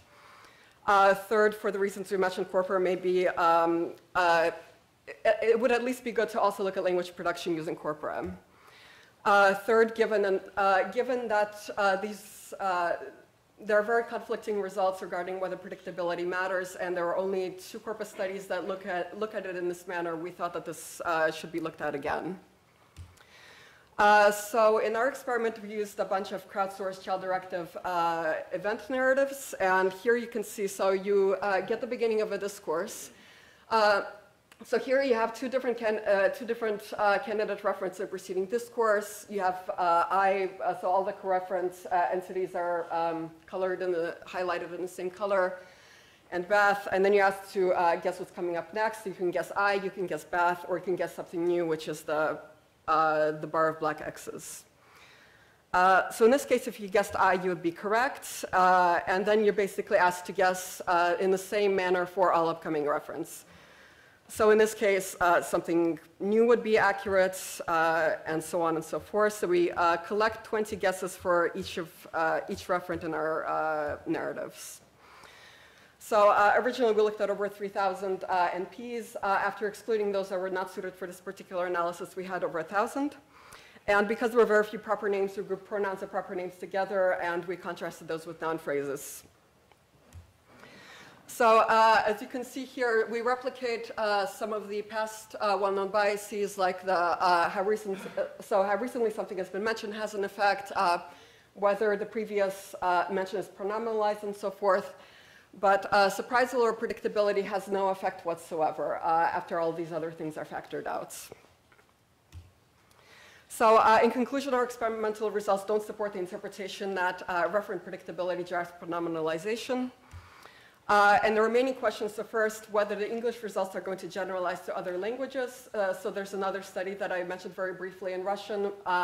Russian has a very, very optional subject omission, and there's the question of whether something like that would replicate. So it's a different referring expression system.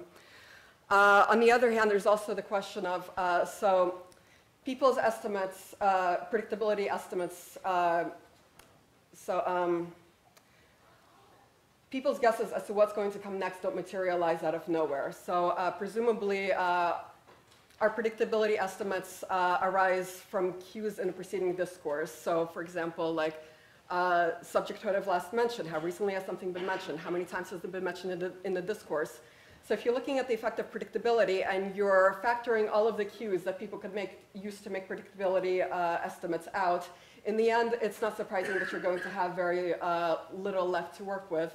So it's also a question of whether we still want to possibly look at the predictability narrative as the most parsimonious account. And finally, we conclude that there isn't any strong evidence for the unique influence of predictability on referring expression choice, but we also think that the current literature does not fully explore the issue. So we have a fairly limited number of paradigms that are used, limited number of cues manipulated, and a limited number of languages tested. So we think this is something that should be investigated further.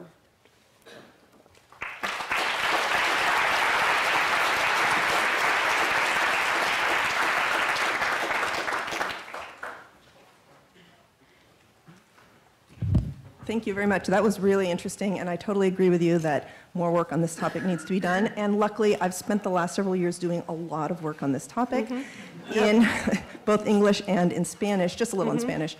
And I'd like to put in a plug to come see my poster at the very next poster session where we take up exactly this issue and find a few interesting things. So first of all, there's a difference in the set of findings and the different verbs out there. So you talked about the Rode and Kaler work with these implicit causality type verbs. And we essentially replicate their findings. So they're, we're not getting the pronominalization effect that goes with predictability for those verbs. But we very consistently get an effect for transfer verbs. Okay. Yeah, in multiple experiments. You can see it in my student Sandy Zirkle's poster on Saturday.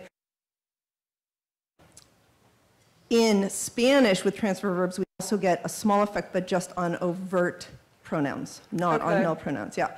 And so it really raises the question of what we mean by predictability. And I think you made a really good point that if you're factoring out all of these discourse cues that we know are important, there's a systematic relationship between those and predictability, right? So how do we know what's predictable? The notion of predictability is tightly related to this notion of topicality. And so I don't think predictability is going to supersede all other, it's not going to be the one and only thing, but it's going to have a systematic relationship to these other things we know that matter. And it turns out that for those implicit causality verbs, it doesn't have the same relationship. Anyway, so I apologize because that was really a bit more of a plug Okay, well, thank you. than a question, but this is really interesting work. So I don't know what you think about that. Okay.